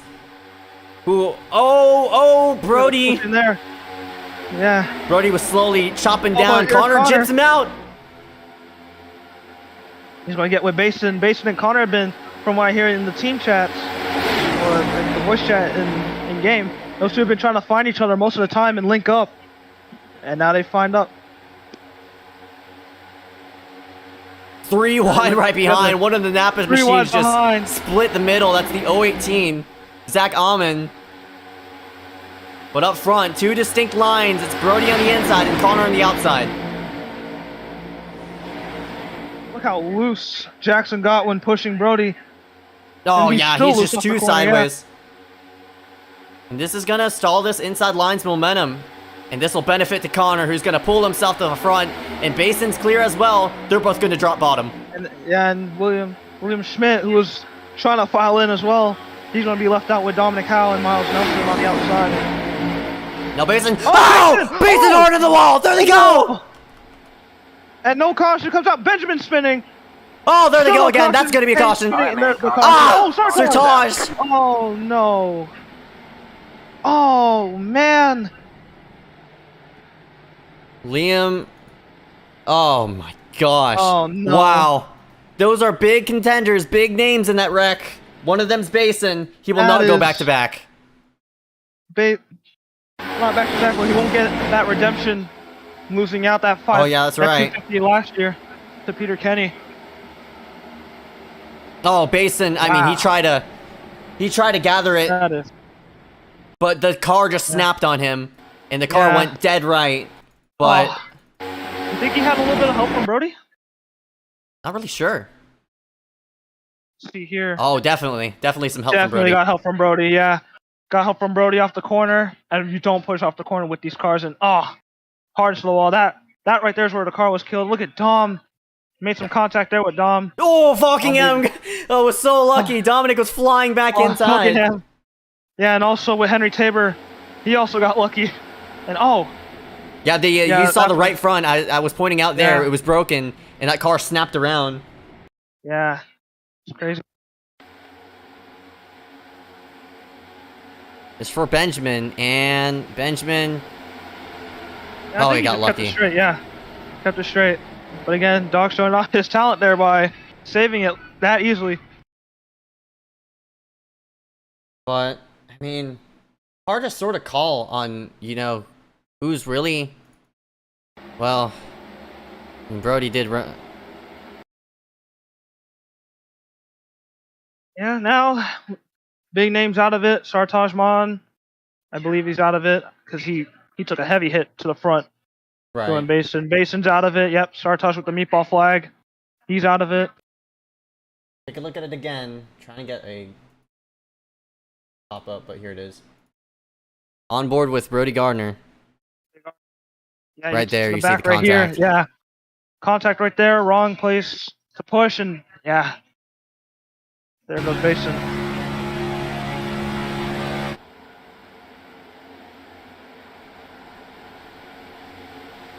So 19 to go. Go back racing.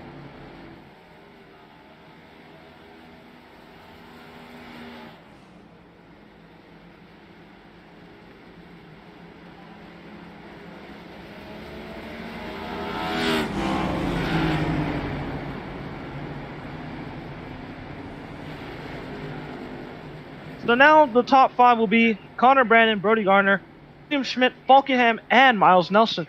That is an interesting top 5, considering that now that with most of the big names wrecked out, you might see drivers, let's say like Visconti. He's been lurking near the front, hasn't been able to get the lead. Henry Tabor, he was like his highest was 4th.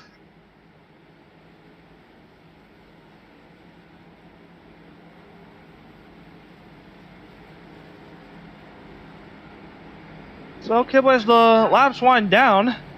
We are now under 20 to go. Will they wreck very soon? Will they keep it the wrecks for late in the race, or late in the start?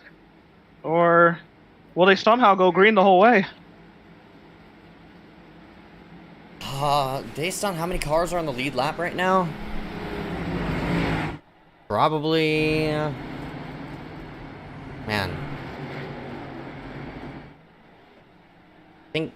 think we'll see one more caution. I think we'll see one more caution. 127 of Brody. That's actually his second incident he's caused. So that is going to be a 2 out of 3. So he's going to have to serve a black flag. They got 1 to go to green.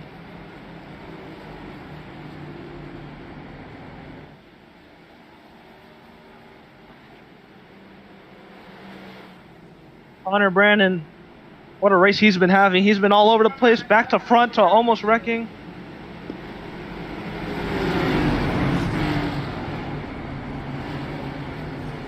So Brody's going to have to serve a drive-through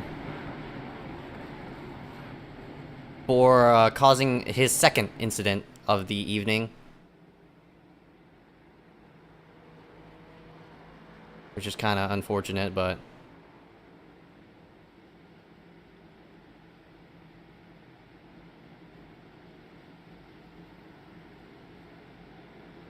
So, now that we're about to go green, I believe we're going to have only 21 cars that can really compete for this win. So, this is going to be very, very, very interesting when we go green. And especially since all the big names are basically out. I mean, you still have one big name up there. I mean, 2. Connor, the 39 and 92. And Brody, 127. Yeah, but Brody's So, yeah. going to have to serve a drive-through Oh yeah, for Brody, causing yeah. that incident. Yeah, that was the second incident caused, so Brody will have to serve that penalty, and he will have to bank on a caution quickly when he does it. Yeah, no doubt about it.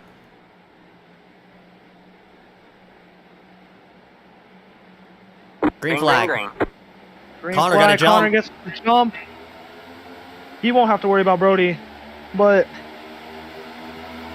maybe Brody can play a factor here. Maybe he can get in front of Connor, then serve. Car on the wall in the back. Oh, Brody's in the wall. Car on the wall. Head on, no caution. Oh man, they started to stack up. Yeah, Connor went up to block Brody, and Brody was already getting shoved by Falkingham. No caution gets called. Yeah. And now you got Schmidt up here. We got new names up here. high. Look at the 78 of Tabor. This is where the fun begins. Yes, now sir. The big names are gone. This is where things start going insane as Brody now definitely out of it. Schmidt has a pusher of the 39 of Falkingham. And look at this top 10. How about the number 2 of Eduardo Munoz Jr. working himself inside this top. Oh, Connor's throwing blocks now. And Miles Nelson will take the lead again. This time it won't be off pit strategy. Now will William Schmidt make his move? He goes low, he goes high. No, he went Miles high. gets the block. Oh, here comes Falkingham. Falkingham, what a move. Right through the middle. And look who dragged him. Dominic Eduardo Munoz. Munoz. Look at William just drop like a rock. He goes nowhere. Ryan Kwan into the mix as well. Kwan into the mix. Dom goes high. He will get shoved by Eduardo. Here we go. Eduardo to the inside. Eduardo to lead the lap. He will get the lap. Oh boy, this is when things start to become 10 times more intense than what they were. 15 laps to go. Eduardo celebrating that he led the lap. And he has his good friend Connor in third. We'll see how that plays out. Yeah, that's Scarlet Witch Racing 1 and 3 right now. If they both work with each other, I mean, that's definitely good because... Yeah, here comes Connor to the outside. Connor outside. Eduardo will not block look at the side draft. He'll be lenient. Ryan Kwan joining the mix. He's up to 6th. Man, Kwan's going to play a big factor into this as well. Coming in this time by 14 laps to go. Connor on the top, Eduardo on the bottom. And Dominic goes up high. He'll get help now from Eduardo Kwan. has to push. That number 92. All that 92. But he won't get there in time. Kwan will get there first. See that outside line. Falkingham trying to take it 3 between Schmidt. Oh! Nelson. Miles Nelson on the apron. This is going to destroy the inside line. Now you're going to pull Ryan Kwan into the mix. And look at Gavin Austin coming out of nowhere. Connor and Eduardo going at it. And here comes the 28 to the bottom side. To the lead, Ryan Kwan goes. How many lead changes have we had already? That's about like 7 lead changes in about a span of 3 laps. 13 laps to go in the Jackson car, and he wants to go outside. Here comes Eduardo and Connor. Pushing together, they're locked up. Ooh, got a little bit loose there. Gavin Austin to the back bumper of Jackson. Will he move low or will he wait? Insane racing happening here at Daytona. Eduardo goes bottom. Oh, he might get split out. He's not aligned with the car behind him. That's the 28. No help. Oh, he's going to get a huge shot. Big push there. Dominic didn't realize he was pushing the pusher. Webster to the inside. Here comes Frank DeAngelis, a lap car. Trying to play a factor into this. Webster and DeAngelis, they're both laps down. And they're going to stall this inside line. They go nowhere. Now Benjamin works himself inside this top 5. Benjamin White. And look at him, single file out. Here goes Benjamin to the inside. No help, though. No help. No help.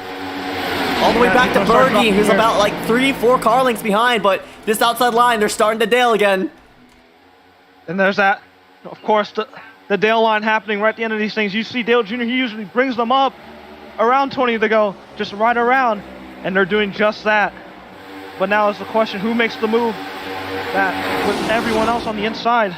Because we see drivers making moves on their own, but now we need to see who does it with a huge pack. This one. Webster snags the outside barrier. You got Dominic there on the bottom. They're starting to stack, and here you go. Hey, You got Tabor. the 78 of Tabor making a move. Again, no Doesn't dice. work. It doesn't work.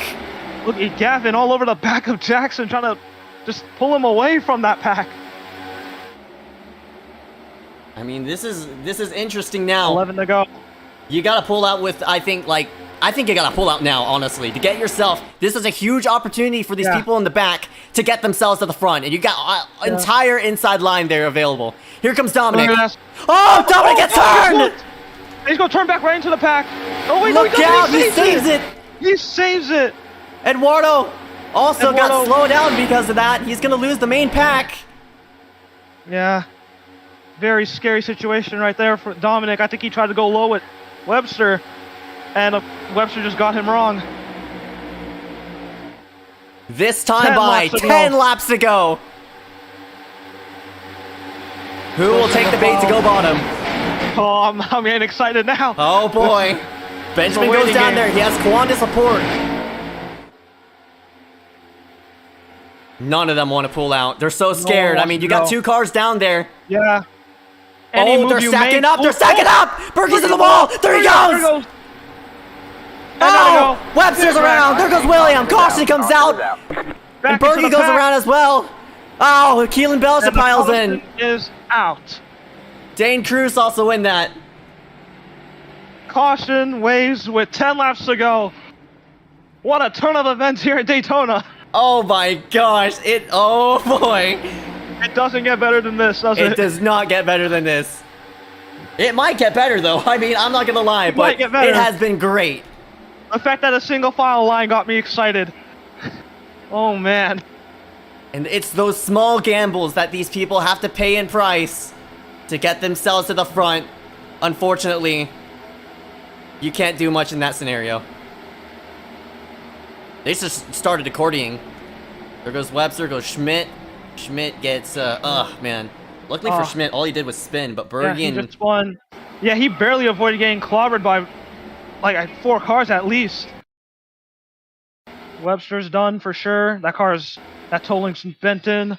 Belcher's done, unfortunately. Belcher as well. Ooh, I mean, Berge in the 83. Boy, that car came to a stop. Like, I mean, watch this. It just stalled. It just stalled after getting that tap. You think that could be that little iRacing glitch that usually happens sometimes. That I believe that was a glitch before. I remember seeing videos on Twitter where the car will stall out when you're giving someone a push, and it'll be like a heavy stall out, and you just like drop like a rock. I'm not sure if that's what happened.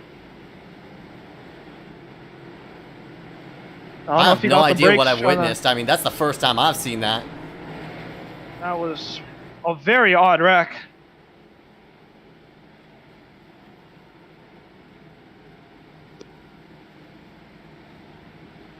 So Jackson Carr, Gavin Austin, they'll be your top 2.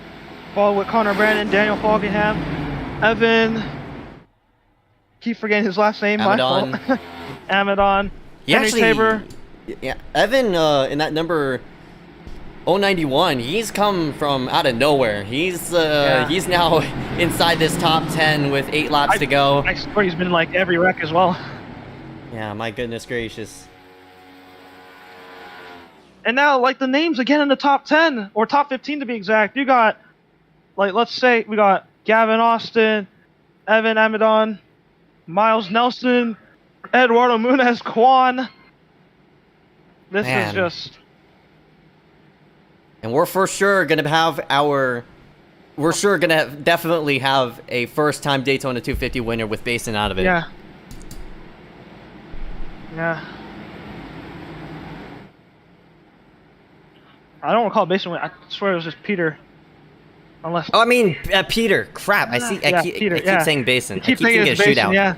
I keep thinking it's shootout. Well, yeah, technically Basin did win that 250, but the post-race penalty hit.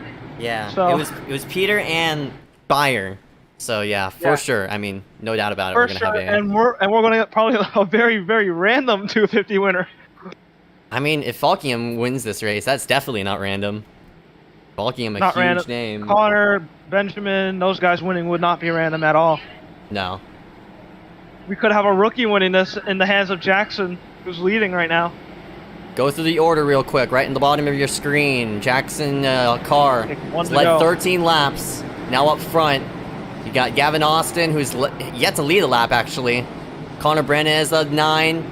Falkingham has led 11. Amadon, now up in the mix, is now hasn't led any. Tabor hasn't led any. Got Benjamin, who's led 5. Miles Nelson, stats not logged, nor is Bergey's, nor Visconti's. Anybody who doesn't have their stats logged, they started on pit road. That's an ATVO glitch. Eduardo Munoz Jr. started in 11th. I mean, currently is 11th, started 15th. Jay Mulder started from pit road. Ryan Kame started from pit road. Zach Amon, yet to lead a lap. Dominic Howell has led 2. And Matthew Klein. Ryan Kwan has led 1. Ben Bafford, haven't talked about him in this 23. He's sitting currently 18th. Comfortably in the top 20. He could be a factor if they keep wrecking. He can make his moves now. I think he was playing the waiting game where he could just keep that car clean. And then now, since he has probably the cleanest car in the field now, he's probably going to go places. Dane Cruz in the 86, and who's led 8, and Schmidt, who was involved in that incident.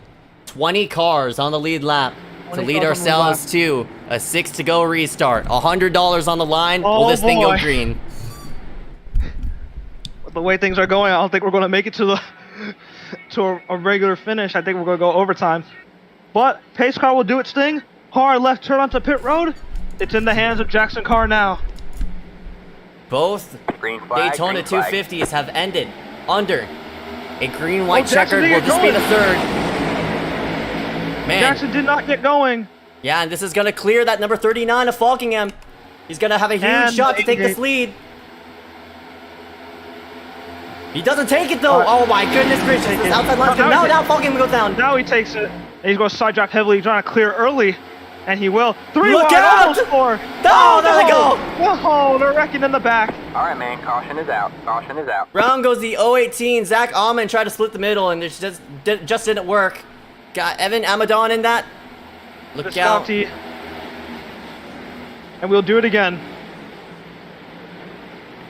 Oh my gosh. We will do it all again. Just when we got back racing. Yeah, just right. I mean, unbelievable. Kind of a racing deal here. I mean, yeah. Amadon is trying to work himself through the middle. Miles comes down on him, but then the 23 runs into Amadon. I mean, 23 runs into the... Yeah, they stacked 018, up excuse me. heavily.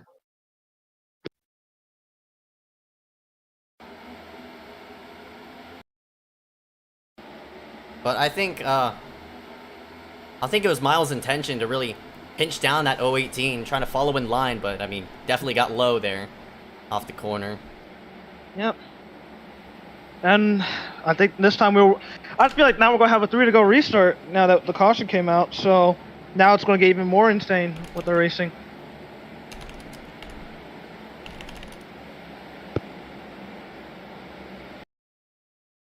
I'm not really sure who to call that on. I mean, Miles threw a block.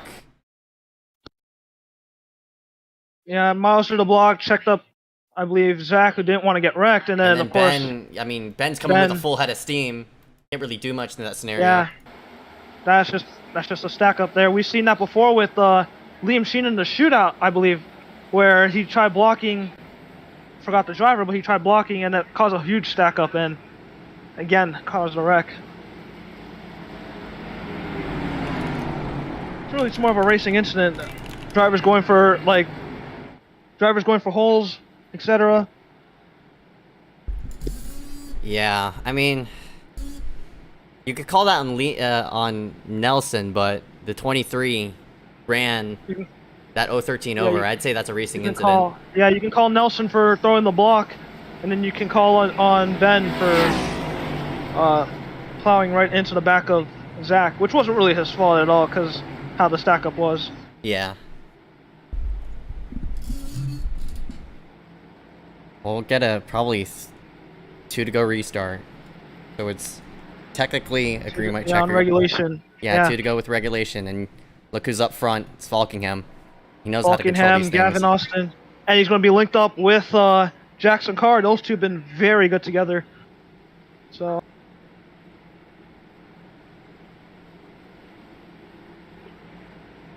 Yeah. Person with the least amount of X's, Jackson Carr, no X's. Tabor has 1. So anybody who finishes with a 0x does get an extra bonus point. So if Tabor does survive this, be walking out here with an extra couple points.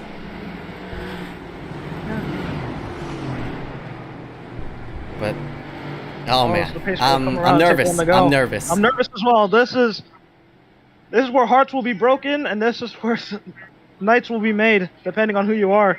Possibly you're aiming for a top 20 in case you got wrecked. So that's right. Hearts will be broken, nights will be made. But we'll go down in the history books in ACOG. Yep. One lap to go. Been a very, very entertaining race. Chaotic, fun, all of it. But it all comes down to this, $100 right here. $100 on the line. And a little bit of pride when you win this race. A little bit of ego No doubt boosting about that it. you A can bunch do. of pride for this.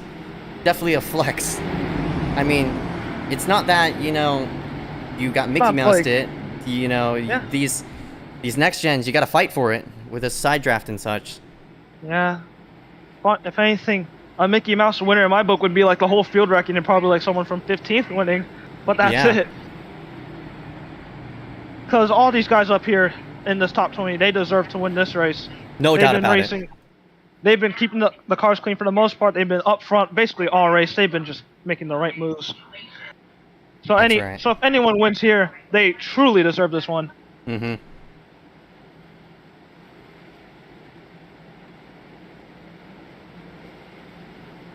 It all comes down to this.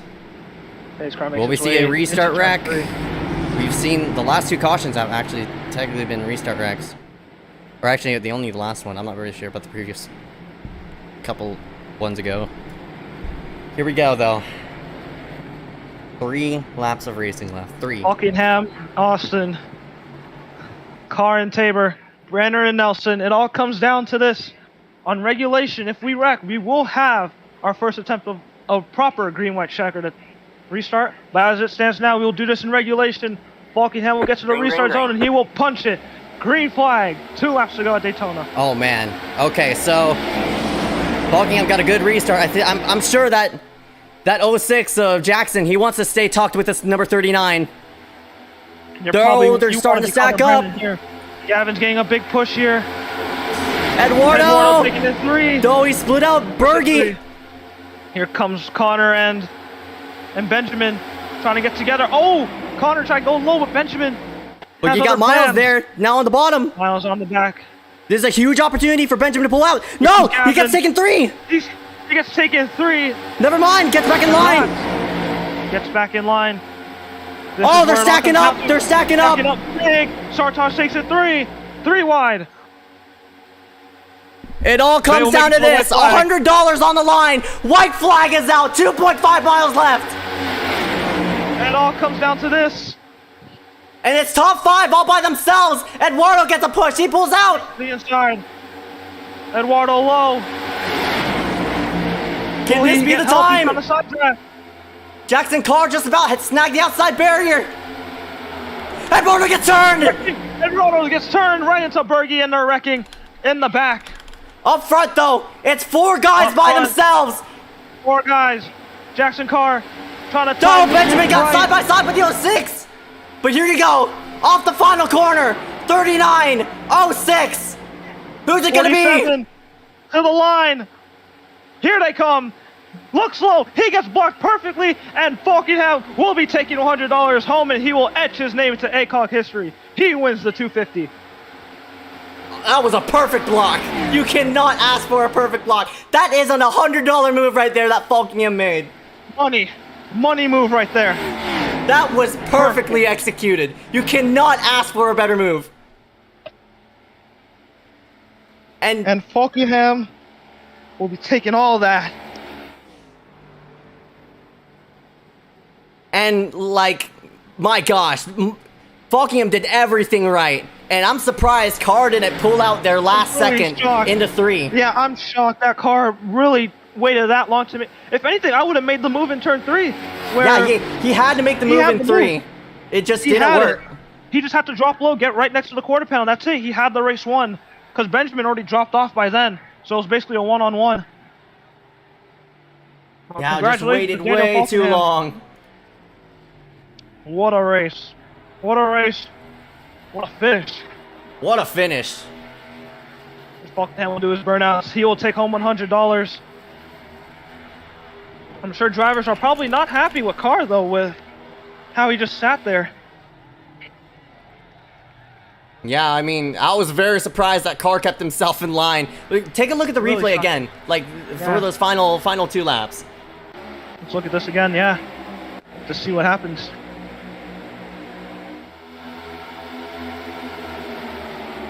See here, yes, this is the restart. See, Jackson will get tucked up right behind that 39 of Falkingham. This is where it begins. They just stay right here. Connor will move high. He's gonna bait them to the outside here with that move. And looks like he just moved low, but again, no help with that move. And then this is where Jackson just sat behind Falkingham, and this was just a fight for third. See, Gavin takes it 3, clears Connor. You just see the stack up here. Look at that. Henry Tabor stacked up there, and you see Sartosh take it 3. Yeah, and we knew these two were going to work with each other this whole entire time, but I didn't know that Jackson would be That devout bad. on that white flag. Yeah. By the time they reached the backstretch, or at least turn 3, that's when the move should have been made, not turn 4, because Falkingham had too much time to block that one. You see Eduardo move low. I really thought he had something going here, but then you see he gets side drafted. Nothing to do here. He's trying to go back high, comes up into Bergie, and there they go. They start wrecking right behind. Big wreck as well. Yeah, and here's where everything started to play into fruition. Jackson had a huge head of steam there to Right go here. This is inside, where- but right there. This is where he should have won here. Yes, right here. That's where he should have made the move. But he just stayed. He waited. And I think right here, this is where he's trying to make the move. Yeah, he waited too long, and Falkingham will be taking home that $100 and the $250 win. What a race here in ACOG. That's right. We'll burn it down here in the front straightaway. Congratulations to Daniel Falkingham in that number 39. Full results going to be shown on your screen after 100 laps of racing. First time What a we've run comeback this for Williams. full. We've run the full 250 without any overtimes. Falkingham, Carr, White, Tabor, and Schmidt. Top Schmidt 5. with a comeback from restarting 20th, I believe, with 2 to go. And he clawed his way all the way back. Great comeback for him. Connor Brandon 6, Miles, Amadon, Ben Bafford, Dane Cruz round out top 10. Yeah, 4 rookies in that top 10. One coming up short. Ryan Kane, Joe Kane. Berge, Gavin Austin, Zach Ahman, Eduardo Muniz, who we thought had something going on the bottom with the white flag. Fortunately got hooked at the end. Ryan Kwan, Jay Mulder, Dominic Howell, Matthew Klein, and Christian Visconti will round out your top 20. All right, and from 21st on down is Liam Sheen, 4 laps down, Belsha, Brody Gardner, who was unfortunately involved in that incident off the restart, Sertage, Malachi, round out top 25, Basin, DeAngelis, Marcus Vanderlee, Garrett Hess, and Cody Webster. Yeah. 31st through First. 40th right here. Aces Sweet, Thomas Lloyd, Lewis Galvin, Jasper Glenn Glad, Colton Zimmer, Hunter Johnson, Andy McDowell, Cole Woody, Joe Dolan, and David Bachman. That will be your top 40, and that's your full results here in the Daytona 250. That's right. I mean, Andrew Scholl, Jackson Beckham, also Here's your other people. your DNQs as well. Yep. Man, Yeah, what a continues to burn it victory for down. that number 39 of Daniel Falkingham. He's burning it down here in the grass on the front straightaway. We'll get him in and see what he has to say right after this Still more to come. Post-race coverage presented to you here by Maxspeedtv. ACOG iRacing Platinum Cup Series rounds out the 3rd annual Daytona 250.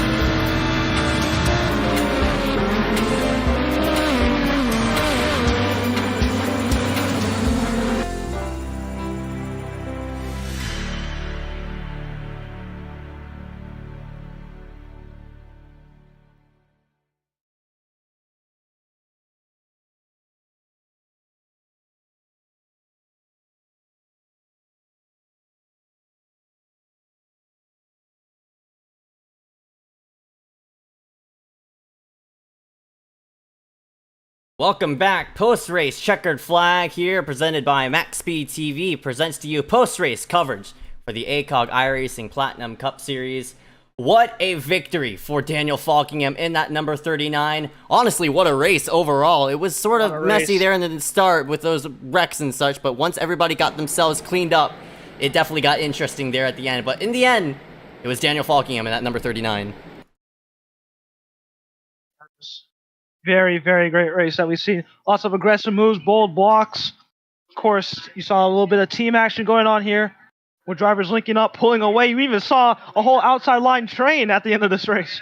This race basically had everything. We didn't even have to go to overtime for that. That's how great this race was. Yep, that's right. We'll go ahead and drag in this number 39 of Daniel Falkingham into the booth and see what he has to say after 100 laps of racing here at the end of this 3rd annual ACOG 250. Daniel, my goodness, man, a bit of redemption from that first ever 250 we ran as you got turned off of 4, but this time you check the checkered flag and you got to keep it as well. $100 to your name. Congratulations. Yeah, thank you. Yeah, I kind of forgot about that first race because I remember I was in contention to win that one, and then I got wrecked off 4, whatever happened, like you said. But this time I feel like I was in much more control in that one, and then just I knew coming down to the last lap of me out front, I was going to do a lot of blocking, especially off turn 4, because they were all going to wait and try to pull it off on the last corner and just try to side draft me. But thankfully, I timed that block very well. Was able to hold them off behind me, and I was able to get to the line. Surprised I was still there running at the end after I got caught up in an incident at the beginning of the race where someone's wheel died and I got collected in their mess. But thankfully, we avoided all the wrecks after that. We stayed up front, we were in position, and we kept ourselves out of trouble at the end. We were able to win the race, so it feels really good.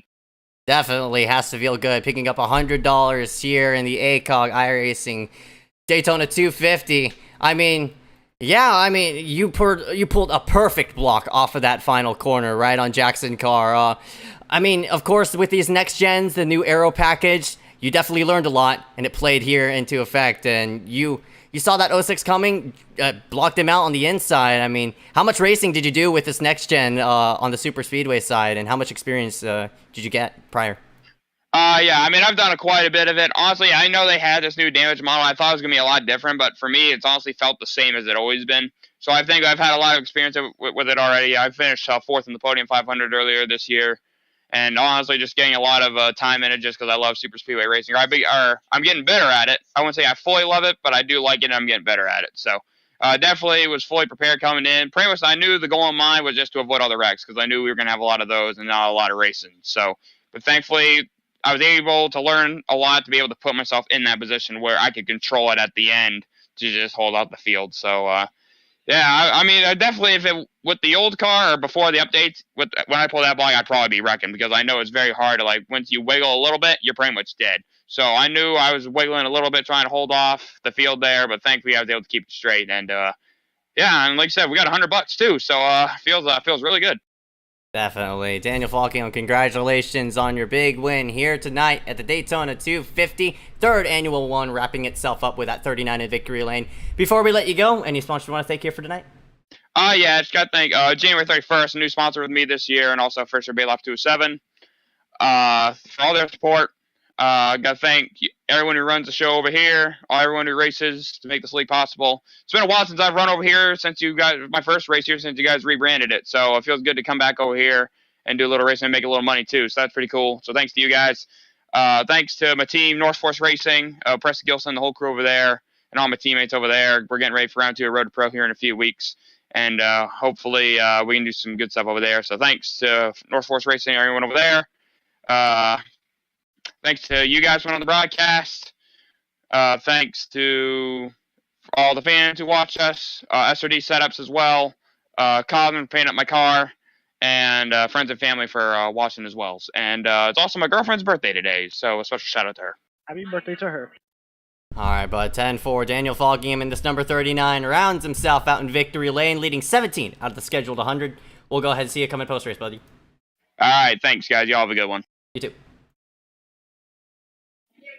Shooter sells back to the 06 Jackson car, who was just he was short there at the end, or at least I'm trying to drag him in. We'll go ahead and drag in that number 06 Jackson car. Jackson! It all came down to that final corner, but unfortunately, as he made the move, the block came, and it sealed the deal for that number 39 of Daniel Falcone. Talk to me about that final lap. Well, I mean, in the VC, I'm getting hate for it, if you could call it that without cursing, but there's a reason why those guys finished laps down, and I was second at the line, so I don't really. I'm here to have fun. I thought I'd have fun. Why not? Well, I used the wrong scheme. So shout out to Christian Boss 13 on Twitch. I accidentally used his scheme. Because I made a scheme for today, and then I put it on, but I put it on the wrong thing. It was a disaster, but it really fun for my first ACOG race. I know it's streamed on Max Speed, so I'm happy about that. Those are some, a good channel to stream on. Yeah, and you were making the move off of 4, but then you got blocked in. Of course, on that white flag, it was just you and Falcone. You two were definitely working with each other throughout that whole entire, I'd say that whole entire quarter half of the race. That final quarter of the race, it seems that it was just you and Falcone there. Only two drivers who could really hook up with each other. He was the only guy that I could push, that could take a push. So, I mean, I'm gonna attract to. Everybody else was like, I could push him down straightaways, but on corner exit, they'd get squirrely. I'd push him and he was fine. So, I'm gonna push whoever can take it. I mean, we were flying. I used a Ford today. Usually I'm a Toyota, but with these races, when, new people, I don't know, because the Toyota is really fast at pushing too, but, you get a little looser when someone's pushing you, but, I mean, the Ford worked today, and I may stick with Ford, because it was really fast. Definitely, it showed its speed here as you got second over the 39 other drivers here for tonight. Congratulations on your second place here in the ACOG Platinum Cup Series. Before we let you go, any sponsors you wanted to thank you for tonight? Oh, yeah. People at the Overton Speed Shop. Jason Beckman Designs. He's on the car. Contrays Paints, of course. And that's about it. All right, bud. 10-4. Jackson Carr runs himself out in second place. We'll go ahead and see him coming to the next race, buddy. Yep. See ya. Next into the booth goes Benjamin A. White. He started himself on second. Actually, a bit, honestly, the first time we haven't seen him start up top. But Benjamin into the booth. Benjamin, you round yourself out third here. You were in that shuffle for the lead, coming into 3 actually. But you kept yourself in line. I mean, walk me through that white flag. What was your thought process throughout that whole entire final run? Well, I was hoping to be able to push the 0-6 past Falkingham and then make a move on him off turn 4, but obviously none of that went to plan because 78 kind of I don't know if he I don't know the reason he checked up, but he checked up and that plan was just foiled. So I was just hoping that the 06 would go down and actually try and pass Daniel earlier than he tried, but he didn't, and Daniel was able to pull a good block on him, and that was it. I mean, nothing anybody could have done. Unless the move was made way earlier, which could have actually turned it into a race, I think. So you round yourself out third here for tonight. Start yourself in second. You were running toward the front there for the beginning half, but then you faded back off the picture, then worked yourself when the time needed to be. What was your strategy overall throughout the whole entire event? Well, I just wanted to keep my car clean and limit the amount of incident points I got. So that I didn't fall into any penalty system, but yeah, I was aggressive a little early, and then the one time I actually tried to go to the back, I misjudged where I was on the racetrack and turned Dominic, and I apologized to him for that, and I think he got all his laps back. So that was the only car I really tore up in that. But yeah, that was not the greatest moment for me, just wrecking somebody on a straightaway, but simple error. But yeah, the one time I actually did try and drop to the back, I ended up causing a wreck, so might just need to stay where I'm at next time. All right, bud. 10 for Benjamin A. White rounds himself out in third here for tonight. Before we let you go, any sponsors want to go ahead and thank before we end off this interview? Me. Yeah, I want to thank the group chat, I guess, and Yeah. Oh my gosh. well, all the group chat except Keyboy R. Ow. And AJ. Yo! Ow. Wait, Okay, that's a And- fade. Yeah, yeah, just thank you to the rest of the 7 people in there, and not you two, because y'all don't deserve Wow. anything. Wow! That's a fade. And then, That's a fade. yeah, that's about it. Thank you for broadcasting, put up the race and the prize money, as well. Cody Webster as well for pitching into that. So appreciate everybody that contributed to the event, prize pool, and whatnot. All right, bud. 10 for Benjamin A. White rounds himself out in third after starting himself in second. We'll go ahead and see you coming in next race, buddy. See you tomorrow. I'm taking his boars away. Was not nice. That was mean. Into fourth we go. That is going to be the 78-0 Henry Tabor, who honestly snuck himself in there. Well, I'm trying to find his name. Is he even here? Oh, yeah, there he is. We'll go ahead and drag him into the booth. Finishing out fourth place, Henry Tabor.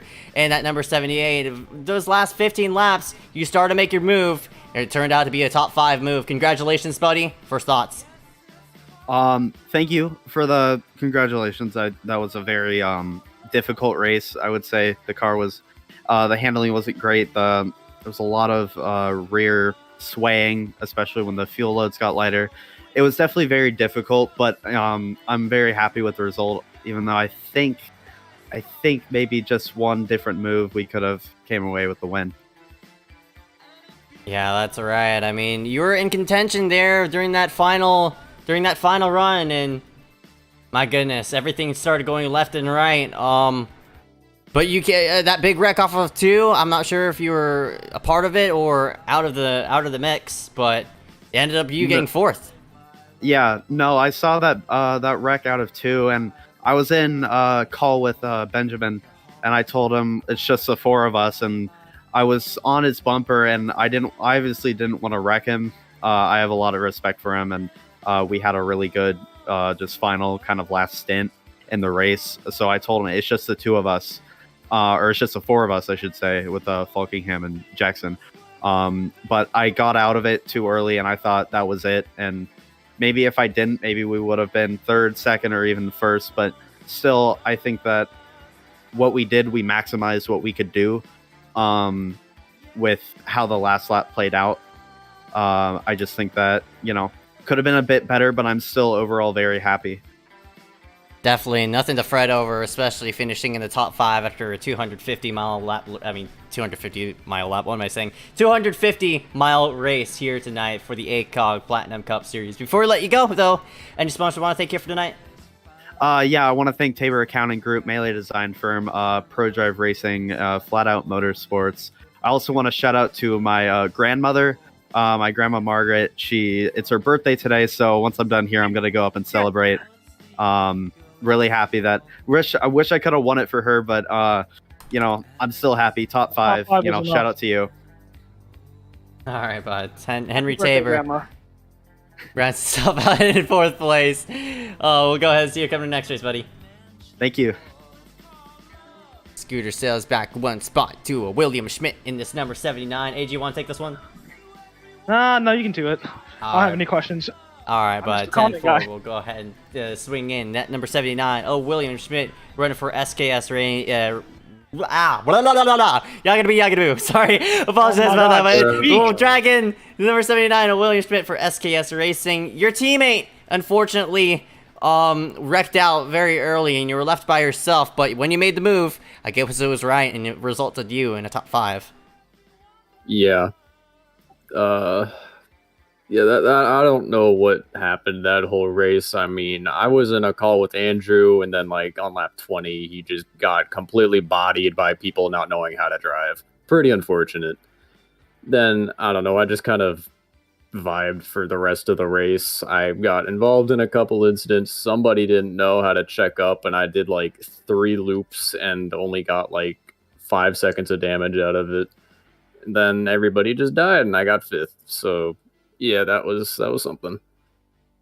Definitely. You ran yourself out 5th here, 4-9. You started yourself all the way back in 12th, but you started making your move toward the front around, I'd say, 20-ish laps to go during that final quarter of the race. Guess you were laid back there for that first 75.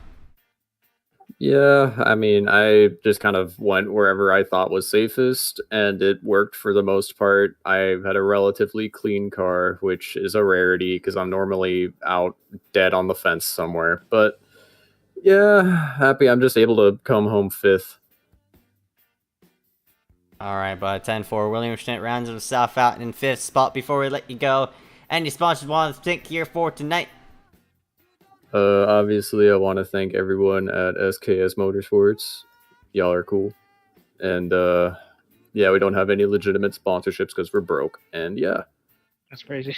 All right, For but real. 10-4. William Schmidt rounds himself out in 5th spot. We'll go ahead and see you coming to your next race. All right. I love you, AJ. Love you too. Wow. Okay. We'll go ahead and that'll be it here for tonight. But before we let go of tonight's broadcast, AJ, you want to go ahead and insert a couple words before we end out here for tonight? I would have won this race if I ran it. Now that I'm looking at it, but overall, very fun and chaotic race. If I had to give this race like a rating, I give it a solid 8 out of 10. Alone, maybe we could have done with a little bit less of wrecks, but they always tend to happen on these plate tracks, so can't really do much about it. So yeah, there's my thoughts. All right, definitely. I mean, it was a lot of fun to broadcast this 3rd ever annual ACOG 250. I mean, I can't even wait for the next one when we go Winter Series Racing sometime later. Next race, probably next year. But man, it should be a lot of fun to see on how this will all turn out. What a way to kick off. Now. Yep, that's right. Yeah. I'm gonna enjoy this one. Yep, what a way to kick off here the things at Daytona. Until next time. We're not done yet. We got a race tomorrow as well at Daytona with the Xfinity cars. Yep, that's right. That's right. Same time, 8 p.m. Eastern Standard. I mean, not Standard. Eastern Daylight Time. We will go ahead and take the green flag for the Xfinity season coming tomorrow on Sunday. Thank you, AJ, for reminding me about that. Yeah, and when that's over, season's officially underway for all 4 series, and we're gonna have a blast this season. Yep, that is right. I cannot wait until we get this full season. thrown into the books. And again, congratulations to Daniel Falkingham. And until next time, thank you all for watching. This is Maxspeedtv alongside myself, AJ Bain, Ezekiel Reyes up here in the booth. We will see you tomorrow night. Goodbye.